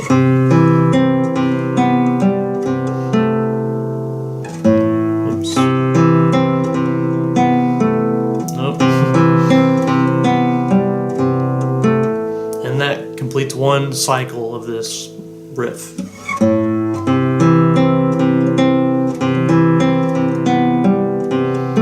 After this, we started over again with one tiny difference. When we started over again, we just play 5th string. We go back to this A minor shape from before. Okay, but we don't have this A on the downbeat like we did at the very first of this riff when we're coming from here.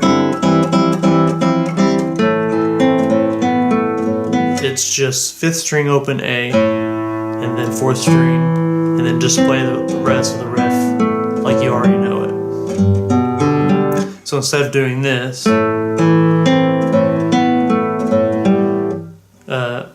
after we initially come in like that, every other time you play this riff, you just start it on the open 5th string.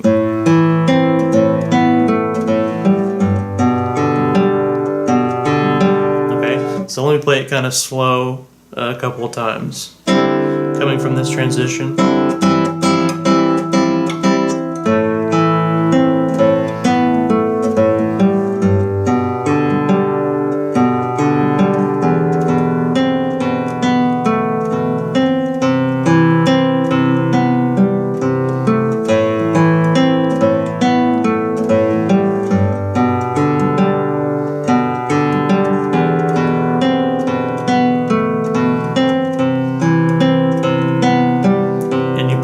Times total. That was 2. Now this is the 3rd one.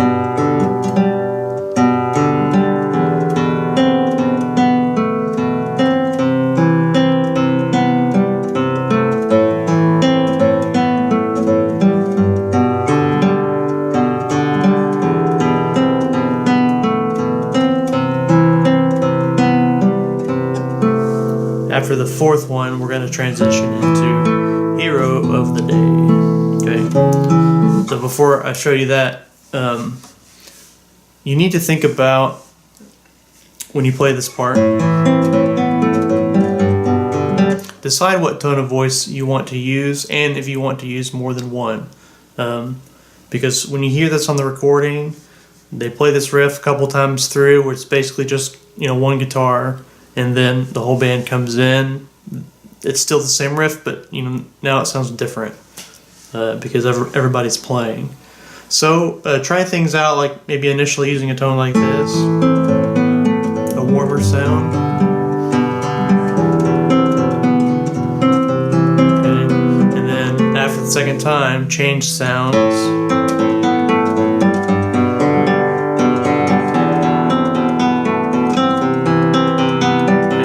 Or something in between, or you could flip those, or you could use the same sound the whole time, but it's an opportunity that you at least want to think about and make a decision. Okay, so now let's do Hero of the Day. We end here. So we're in the same shape for Hero of the Day as we would have been if we were just playing the riff again from The Day That Never Comes. We've got open 5th string A, 4th string 2nd fret with 2nd finger, and 3rd string 2nd fret with 3rd finger. So coming from the last cycle of this, we're just going to play 5th string with thumb, 4th string with I, and 3rd string with M. Okay. Now we're going to bar strings 5, 4, and 3. With your 1st finger here, and don't worry about pressing down all the strings, you just need these 3. Okay, that's still P-I-M over here. Now put down 3rd finger on the 5th string 4th fret, that's a C sharp, and play 5th string, 4th string, and 3rd string. As you can tell, these 2 notes are not changing, and the note, the bass line under them is, until we get to this chord. Okay. This is just 1 chord, 5 chord is all this riff is. It's amazing. They can make something that simple sound so good and interesting. And it's like, it's the simplest harmonic movement that there is. Unless you're just staying on 1 chord, then that's the only thing I can think that's simpler. Just a chord going to its 5 chord is dominant, and then eventually coming back. How cool is that?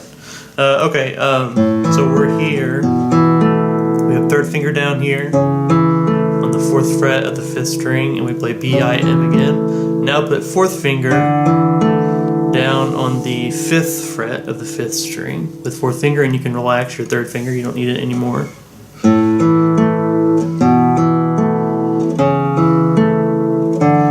Like that. Okay. Now we go to this voicing of this E major chord. With 4th finger, shift up 2 frets on the 5th string to the 7th fret. On the 4th string, put down 2nd finger. Oh, I'm sorry. On the 4th string, put down 3rd finger on the 6th fret. That's a G sharp. And put down 1st finger on the B on the 4th fret of the 3rd string. Hold this chord. And you're going to play, our plucking hand is still in the same place with thumb on the 5th string. And the I and M on the successive strings behind it. You're going to play P-I-M-I, P-M-I, P-M-I. Okay. It's not that complicated if you just listen to how the riff goes. P-I-M-I, P-M-I, P-M-I. Okay, now we're going to do this again, but we have this little lead into it this time. So fret this like before, and add 1st finger on the 6th string 2nd fret. It's a low F sharp. Now move your plucking hand thumb to the 5th string here and change your position down a string from where you were and play P-I-P-I-M-A. P-I-P-I-M-A. And after I play the 5th string twice, so after the second I, P-I-P-I, I relax this first finger. I don't let this low string ring any longer than that because the bass line is kind of... And now we're back to this pretty and straightforward harmony. This sounds a little bit crunchy, so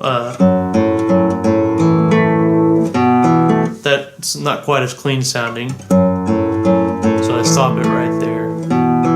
And then you just play the riff again. So after that, whoops, I didn't stop that low F sharp that time. There, that time I did it. Put your thumb back in your 5th string position. B-I-M, B-I-M, B-I-M, B-I-M-I, B-M-I, B-M-I. Second time we have this tweedledee on top. Tweedledee-dee-dee. This is simple. Just leave first finger where it is. Pluck that note with your M finger. Do a ascending slur 2 frets above on the 6th string with your 3rd finger, and then do a descending slur with that 3rd finger. Be sure and pluck it. Don't just lift off. Pluck it with your 3rd finger. And then immediately the 3rd finger has a job to go to the 6th fret on the 4th string. This kind of move is pretty easy, like actually, because the 3rd finger knows it's got to get down and then it's got to get to the next string. It gives everything good motivation to finish each move and to end up on the next string on the final move.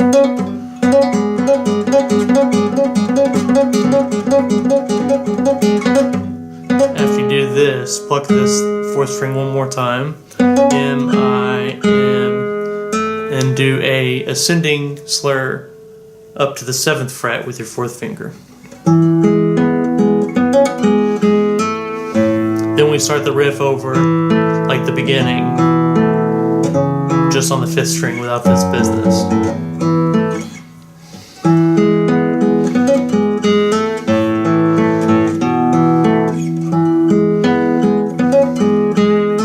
And try and catch some vibrato on this G sharp, I think. Just a hair, just a touch. So that's kind of the first 2 times you play the riff. The second 2 times are just very slightly different. Let me back up and play the first 2 times slow for you. So we're coming from here.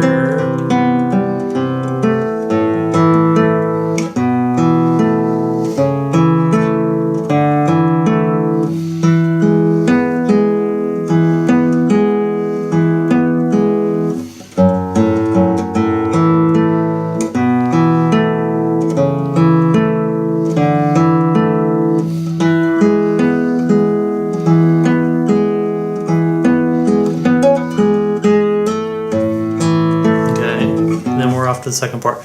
2 things came to mind when I was playing that just now. One is, watch your squeaking here. Mainly right here. Be sure and relax 4th finger before you move up to this position. This is an easy squeak track. If you leave that 4th finger down, all you gotta do is just relax it and move your arm to avoid that squeak. Sometimes squeaking is just no big deal. When you're playing these slower, prettier songs, though, and you want to use big sounds, clean sounds, you want everything to sound nice, they can kind of ruin it. So that's something that I think is worth pointing out. The other thing that I thought of is just, I don't know, just a personal thing. I always try and make this B just sound like a bell, and I try and put vibrato on it. I want it to sound big.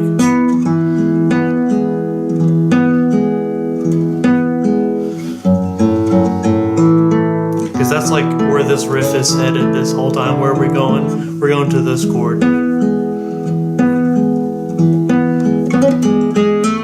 then when we do that little ornament, it's on this note. And then it gets resolved down to back to A. That's a cool effect that you can do. And doing, I don't really do rest stroke here because you could. It's a little much, but I just try to make a very full sound, and then try and make it sound as special as I can. Okay, so the second 2 times we play this riff, the only thing that's different is we're going to play a few more bass notes with the thumb, and we're going to add 1 low E when we get to this chord position, this E major chord. So from here, play it like you know everything is the same. Everything is the exact same, except this time, after this A minor shape, play one more A on the 5th string. Then play this. 1 more 5th string bass note before you move on. 1 more 5th string bass note before you move on. 1 more here. And then I'll go on after that. But do you see the difference? The first 2 times around, it's just like the record. Okay. Second 2 times, I add 1 more bass note.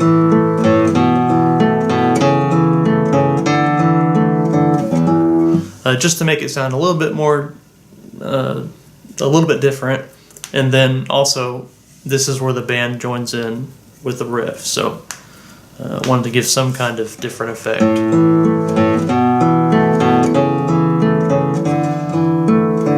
It really gives you a chance to get into this bass line too.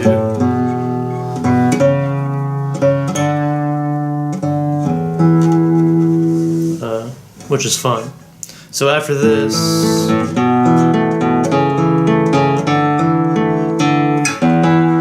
fret the same chord shape as before, but we're going to add a low 6th string open E. And we're going to play both the 6th and 5th strings together. Whoops, that was too many. Just those 2 with the thumb. So put your thumb on the 6th string and then just push it all the way through the 6th and the 5th. Straight down and into the guitar. After that, the rest of the riff is the same, like on the top with I, M, I. But this time we're going to put a low E in that space that we had before. Space, space, E, E. And that, you don't have to fret anything, it's just the ringing 6th string.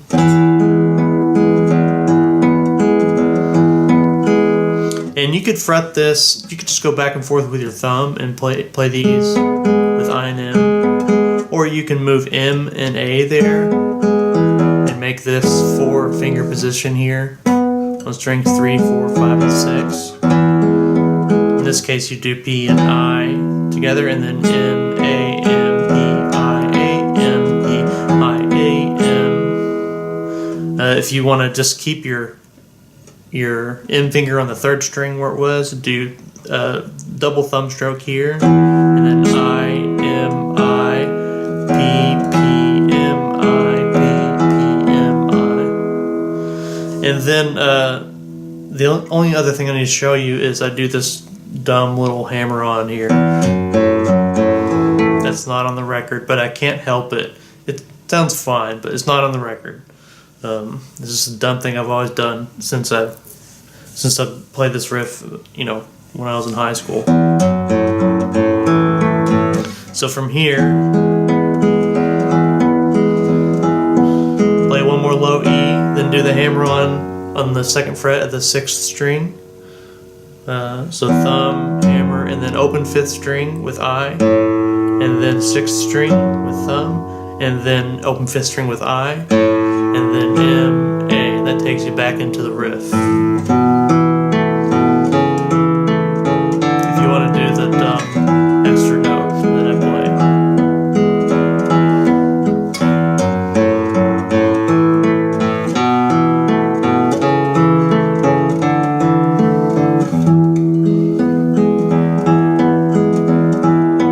Okay, so let me play the second 2 times kind of slow for you. Coming from this. Sorry. Take 2.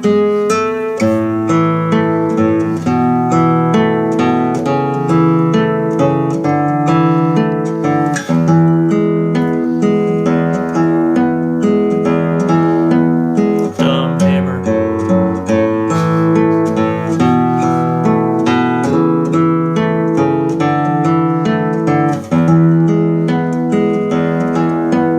The final time, I don't do that dumb hammer, I don't know why. After that, all we're doing is transitioning into Cthulhu. Okay, because really this is over. Even though we played this a little bit one more time. I'm about to show you. Okay, so 4 times on that riff. 2 times kind of as an introduction, 2 times with the extra bass notes and a dumb hammer on if you want to do that. At the end of the 4th time, we're here. Play this, F sharp on the 6th string, 2nd fret, and then open A, 5th string, low F sharp, and then A. That part of the riff, just like it was.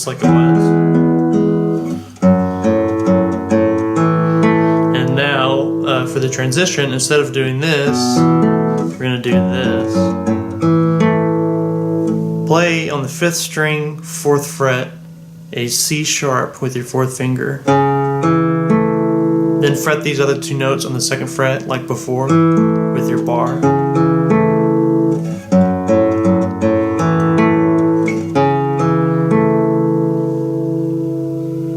That's going to be our leading chord as our leading tone to get into this key. We don't have the rest of the notes in the chord. We would need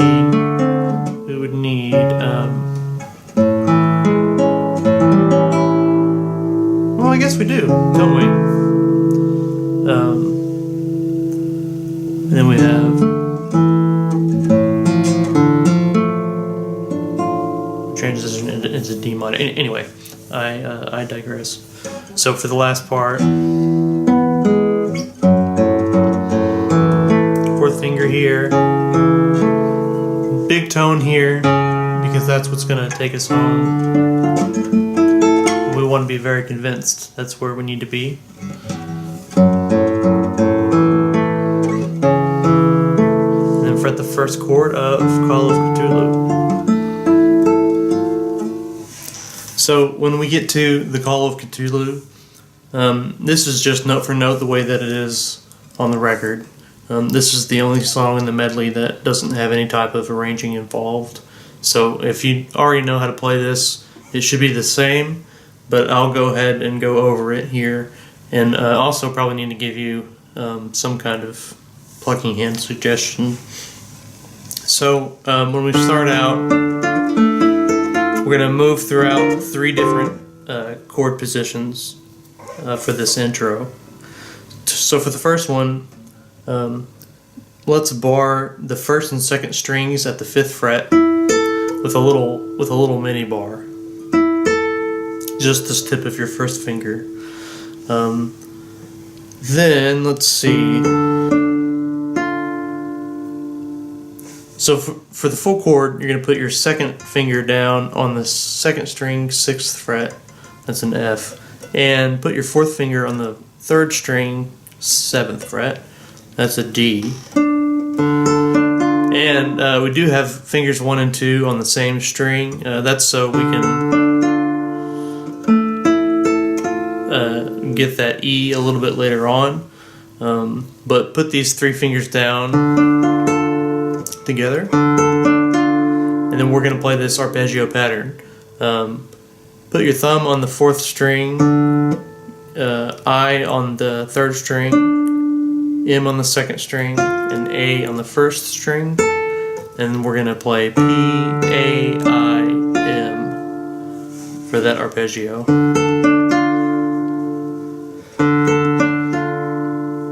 Now for the second part of that phrase, put your 3rd finger on the 4th string, 7th fret. That's an A.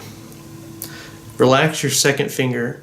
So now you'll be taking advantage of this 1st finger doing the bar at the 5th fret on the 2nd string. And for these notes, we're going to play 4th string with thumb, 2nd string with I, 1st string with A, and then 2nd string with M. And on that last 2nd string, put your 2nd finger back down on the 6th fret.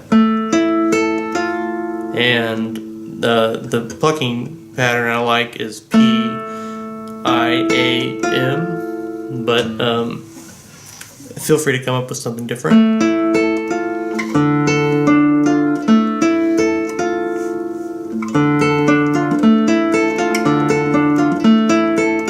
And we're going to play that twice, and that's the first part of the intro. Now we go to this one. So shift this little mini bar up a fret to the 6th fret on the first 2 strings.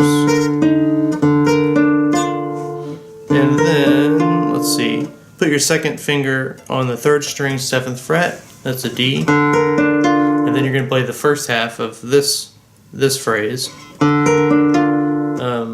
Same pattern as before, P, A, I, M. And you've got your P, I, M, and A fingers lined up on these same 4 strings from the 4th string to the 1st string. And play P, A, I, M, P, A, I, M. Now, throw down fingers 3 and 4. 3 goes on the 4th string, 8th fret. 4 goes on the 3rd string, 9th fret.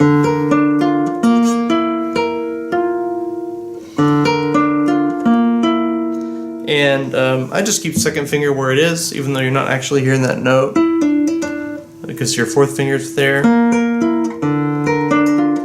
I just keep it there. And then the arpeggio pattern for this second half of this phrase is P, I, A, M.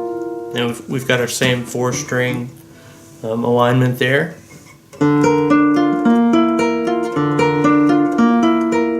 We also play that one twice, so we have this.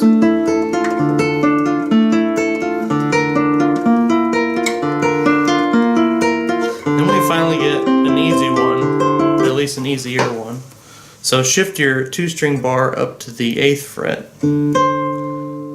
on strings 1 and 2.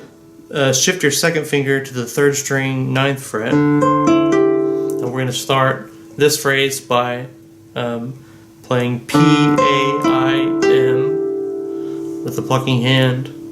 And we've got our 4-string line up there.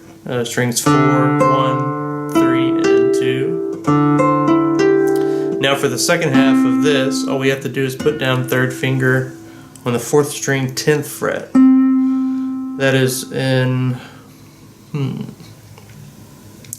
is it an F? Oh no. That's a C. Yeah, I wasn't close.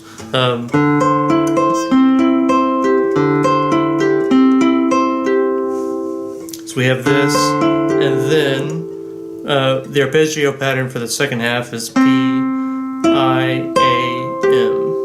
P, A, I, M, P, I, A, M. On that 4-string alignment there.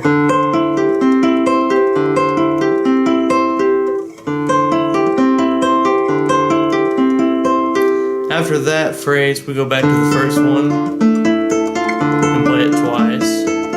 Then we're going to play it 2 more times for the second cycle of the intro. This is the same. This is the same. And then at the very end, we do this.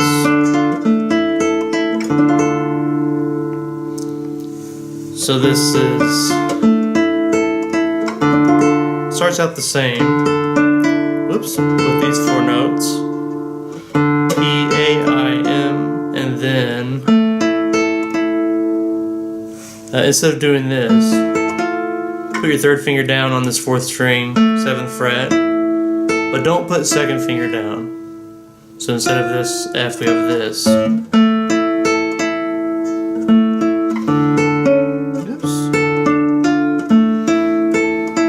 Play strings 4, strings 2, string 1, string 2. P, I, A, M is the fingering that I use.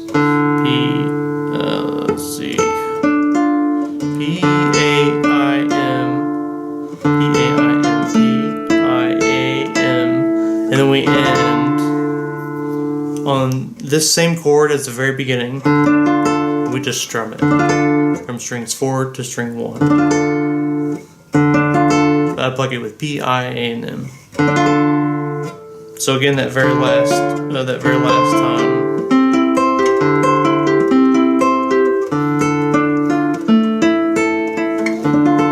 And you can put some retard in there at the end to slow down a little bit. If you could get some vibrato in the end, that would be nice. Just be careful that it doesn't start to buzz. That would probably make it sound good. I don't know. And that's the intro. Now, for this next part, we're going to be playing this chord shape for a little while.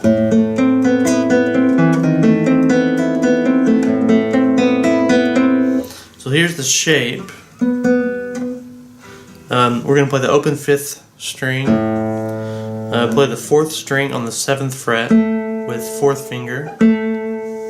3rd string, 5th fret with 1st finger, and then open 2nd string and open 1st string. And at first, this is the arpeggio pattern. You play strings 5, 4, 3, 2, 1, 2, 3.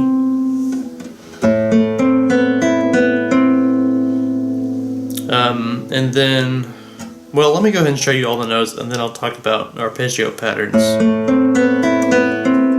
After that 3rd string, you're going to fret with your 3rd finger on the 5th string, 7th fret. And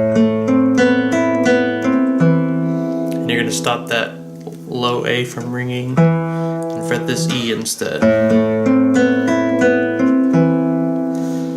For the arpeggio pattern, the way I've been playing it is P, I, M, A, crossed over with I, and then A, M, and then P, P. So you're keeping your hand in this arpeggio position, beginning on the 5th string, and then to get this one string that's over position, or out of position rather, just reach out with your I finger. It also works nice with M. P, I, M, A, M, A, M. I might use that one. If you feel like your M finger is just kind of already there, which is kind of how mine feels. Like it's already there. I feels a little bit more accurate, that's why I used I there. But any of those might work. You could also do move your arpeggio position up to the 1st string. So you have A on 1, M on 2, I on 3. And you can start the first 2 notes with your thumb. P, P, I, M, A, M, I. P, P. This is a good fingering, I think.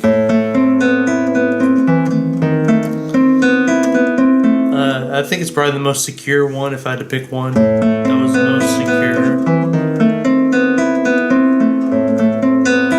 because just with your thumb doing these two, it doesn't feel like you have to change the positions at all. The reason I haven't been using that one is because I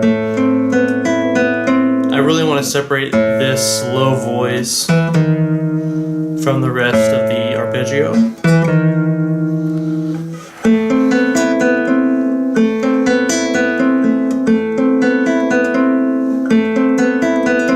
So you hear those two different parts as much as you can. So I have thumb playing all of these notes in the lower voice, and then only fingers in that other arpeggio part.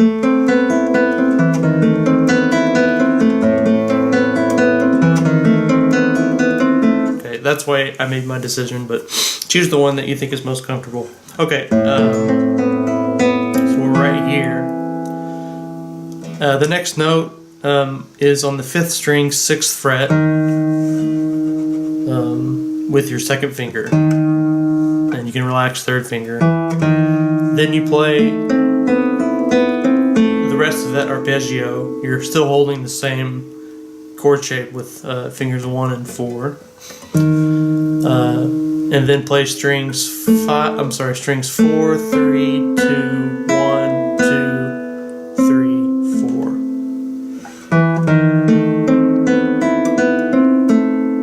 And if you just fret this chord correctly and then listen to it, you'll get in touch with how it goes.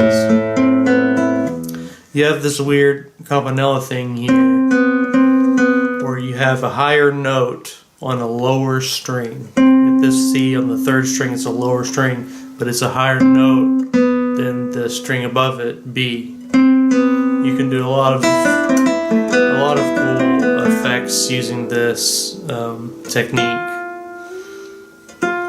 What's the one I'm trying to do? Something like that.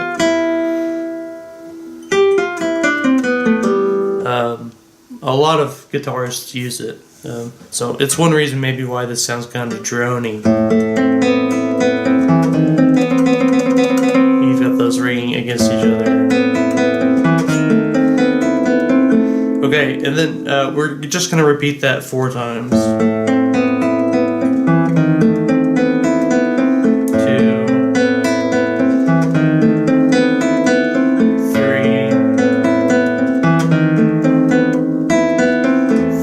4, and then we go into the next part. And musically, I do like to think about the different voices. And then this. Okay. Now we're going to go to this part.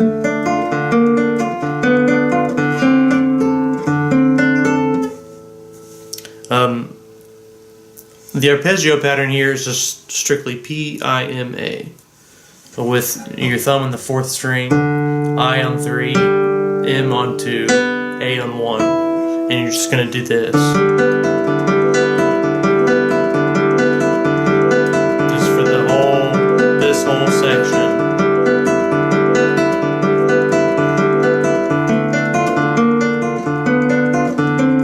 Unless you wanted to do something else, but I can't think of an easier way to finger this arpeggio. It's a super valuable arpeggio. I mean, it's going to come up in guitar music all the time. This is some great stuff to practice for technique. You know, if you play this every day for a couple of minutes, it's really good work.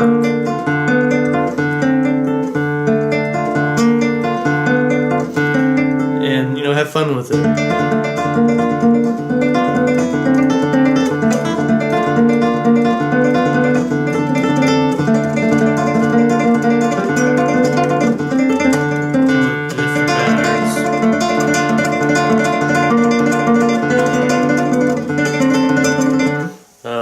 It's a fun thing to play.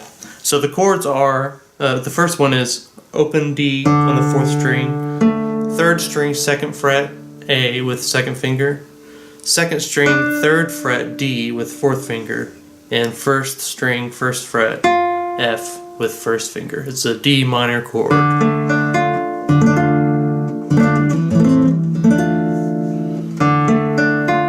And pluck that first one, P-I-M-A, like we mentioned. The next one, gonna keep everything the same except relax second finger, put down third finger on the third string, third fret. It's gonna be an A sharp.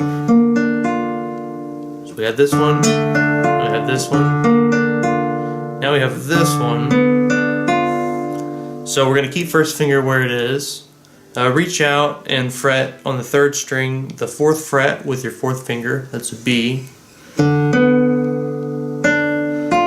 Now with your third finger, put it on the second string, third fret on that D, and you'll get this chord.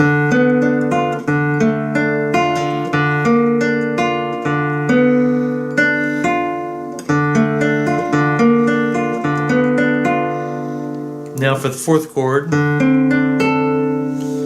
still the open D on the fourth string, third string, fifth fret, C with your third finger here, second string, third fret, D with your first finger, and then first string, fifth fret, A with your fourth finger. Just like that. Oops.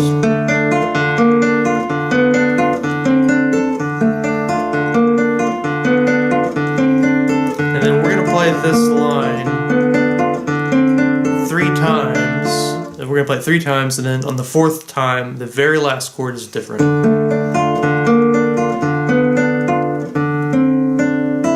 There's one difference in the last chord. Instead of having 4th finger on this A on the first string, 5th fret, we're just going to relax it and play that first string open. Keep this C and this D. And then that'll... It's a really nice sounding transition back to this earlier shape. So again, we're going to play it 4 times in total, but 3 times identical, and on the 4th time, instead of this chord, open first string to get back to this. The next time we come around, this chord is going to change again. I'll get there in just a bit.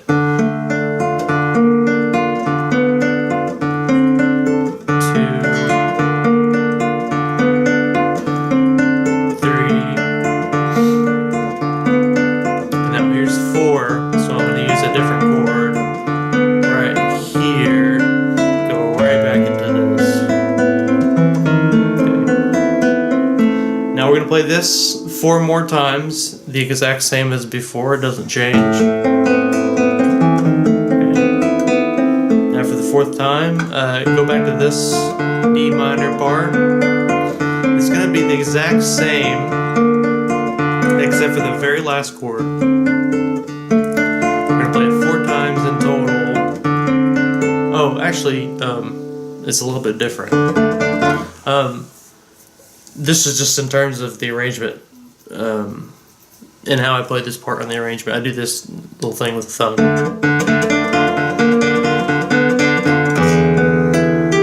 Almost forgot about that. I wanted to mimic the part of the song where it's kind of towards the end, where you've gone through most of the song. Really, they've done a couple different melodic sections. You've had the big solo in the middle, and then they're kind of recapping this part. They go through this part,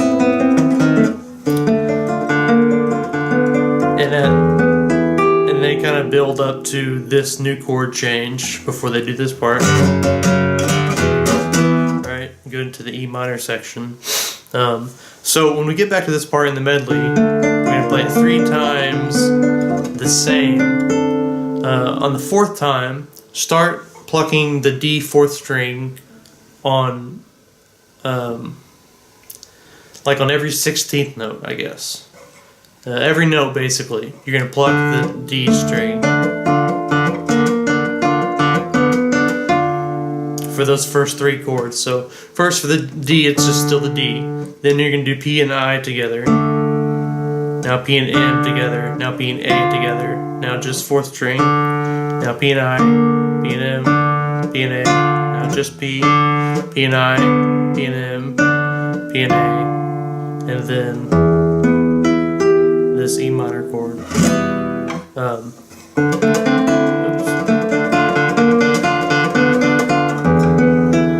And this chord is just we're kind of retard into it, which means slow down into it. Play the low 6th string. Play 3rd string 4th fret with 2nd finger. Play 2nd string 5th fret with 4th finger. Play 1st string 3rd fret with 1st finger. And just pluck each one of those notes once. For a plucking hand, I've got P, I, M, A. And this is a big moment in the medley, really. You've built a lot of tension, I guess, some dramatic things, and we're about to just totally smooth it over by going to this. But we don't know that yet. We're still thinking like, what's going to happen? So make your audience think, what's going to happen here?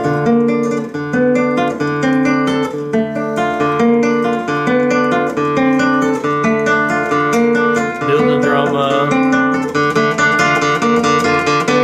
Slow down, and then big. I like a big sounds there with kind of a warmer sound as opposed to something like this. Something more warm. Some vibrato on it. Let it settle, not too soon before you go into this. And this is like new mood, brand new mood, very contrasting change. Don't at all think about relating it back to this. I mean, I wouldn't. It's just like new thing. So when your audience hears it, it's like big change of mindset, and hopefully they'll go along with you.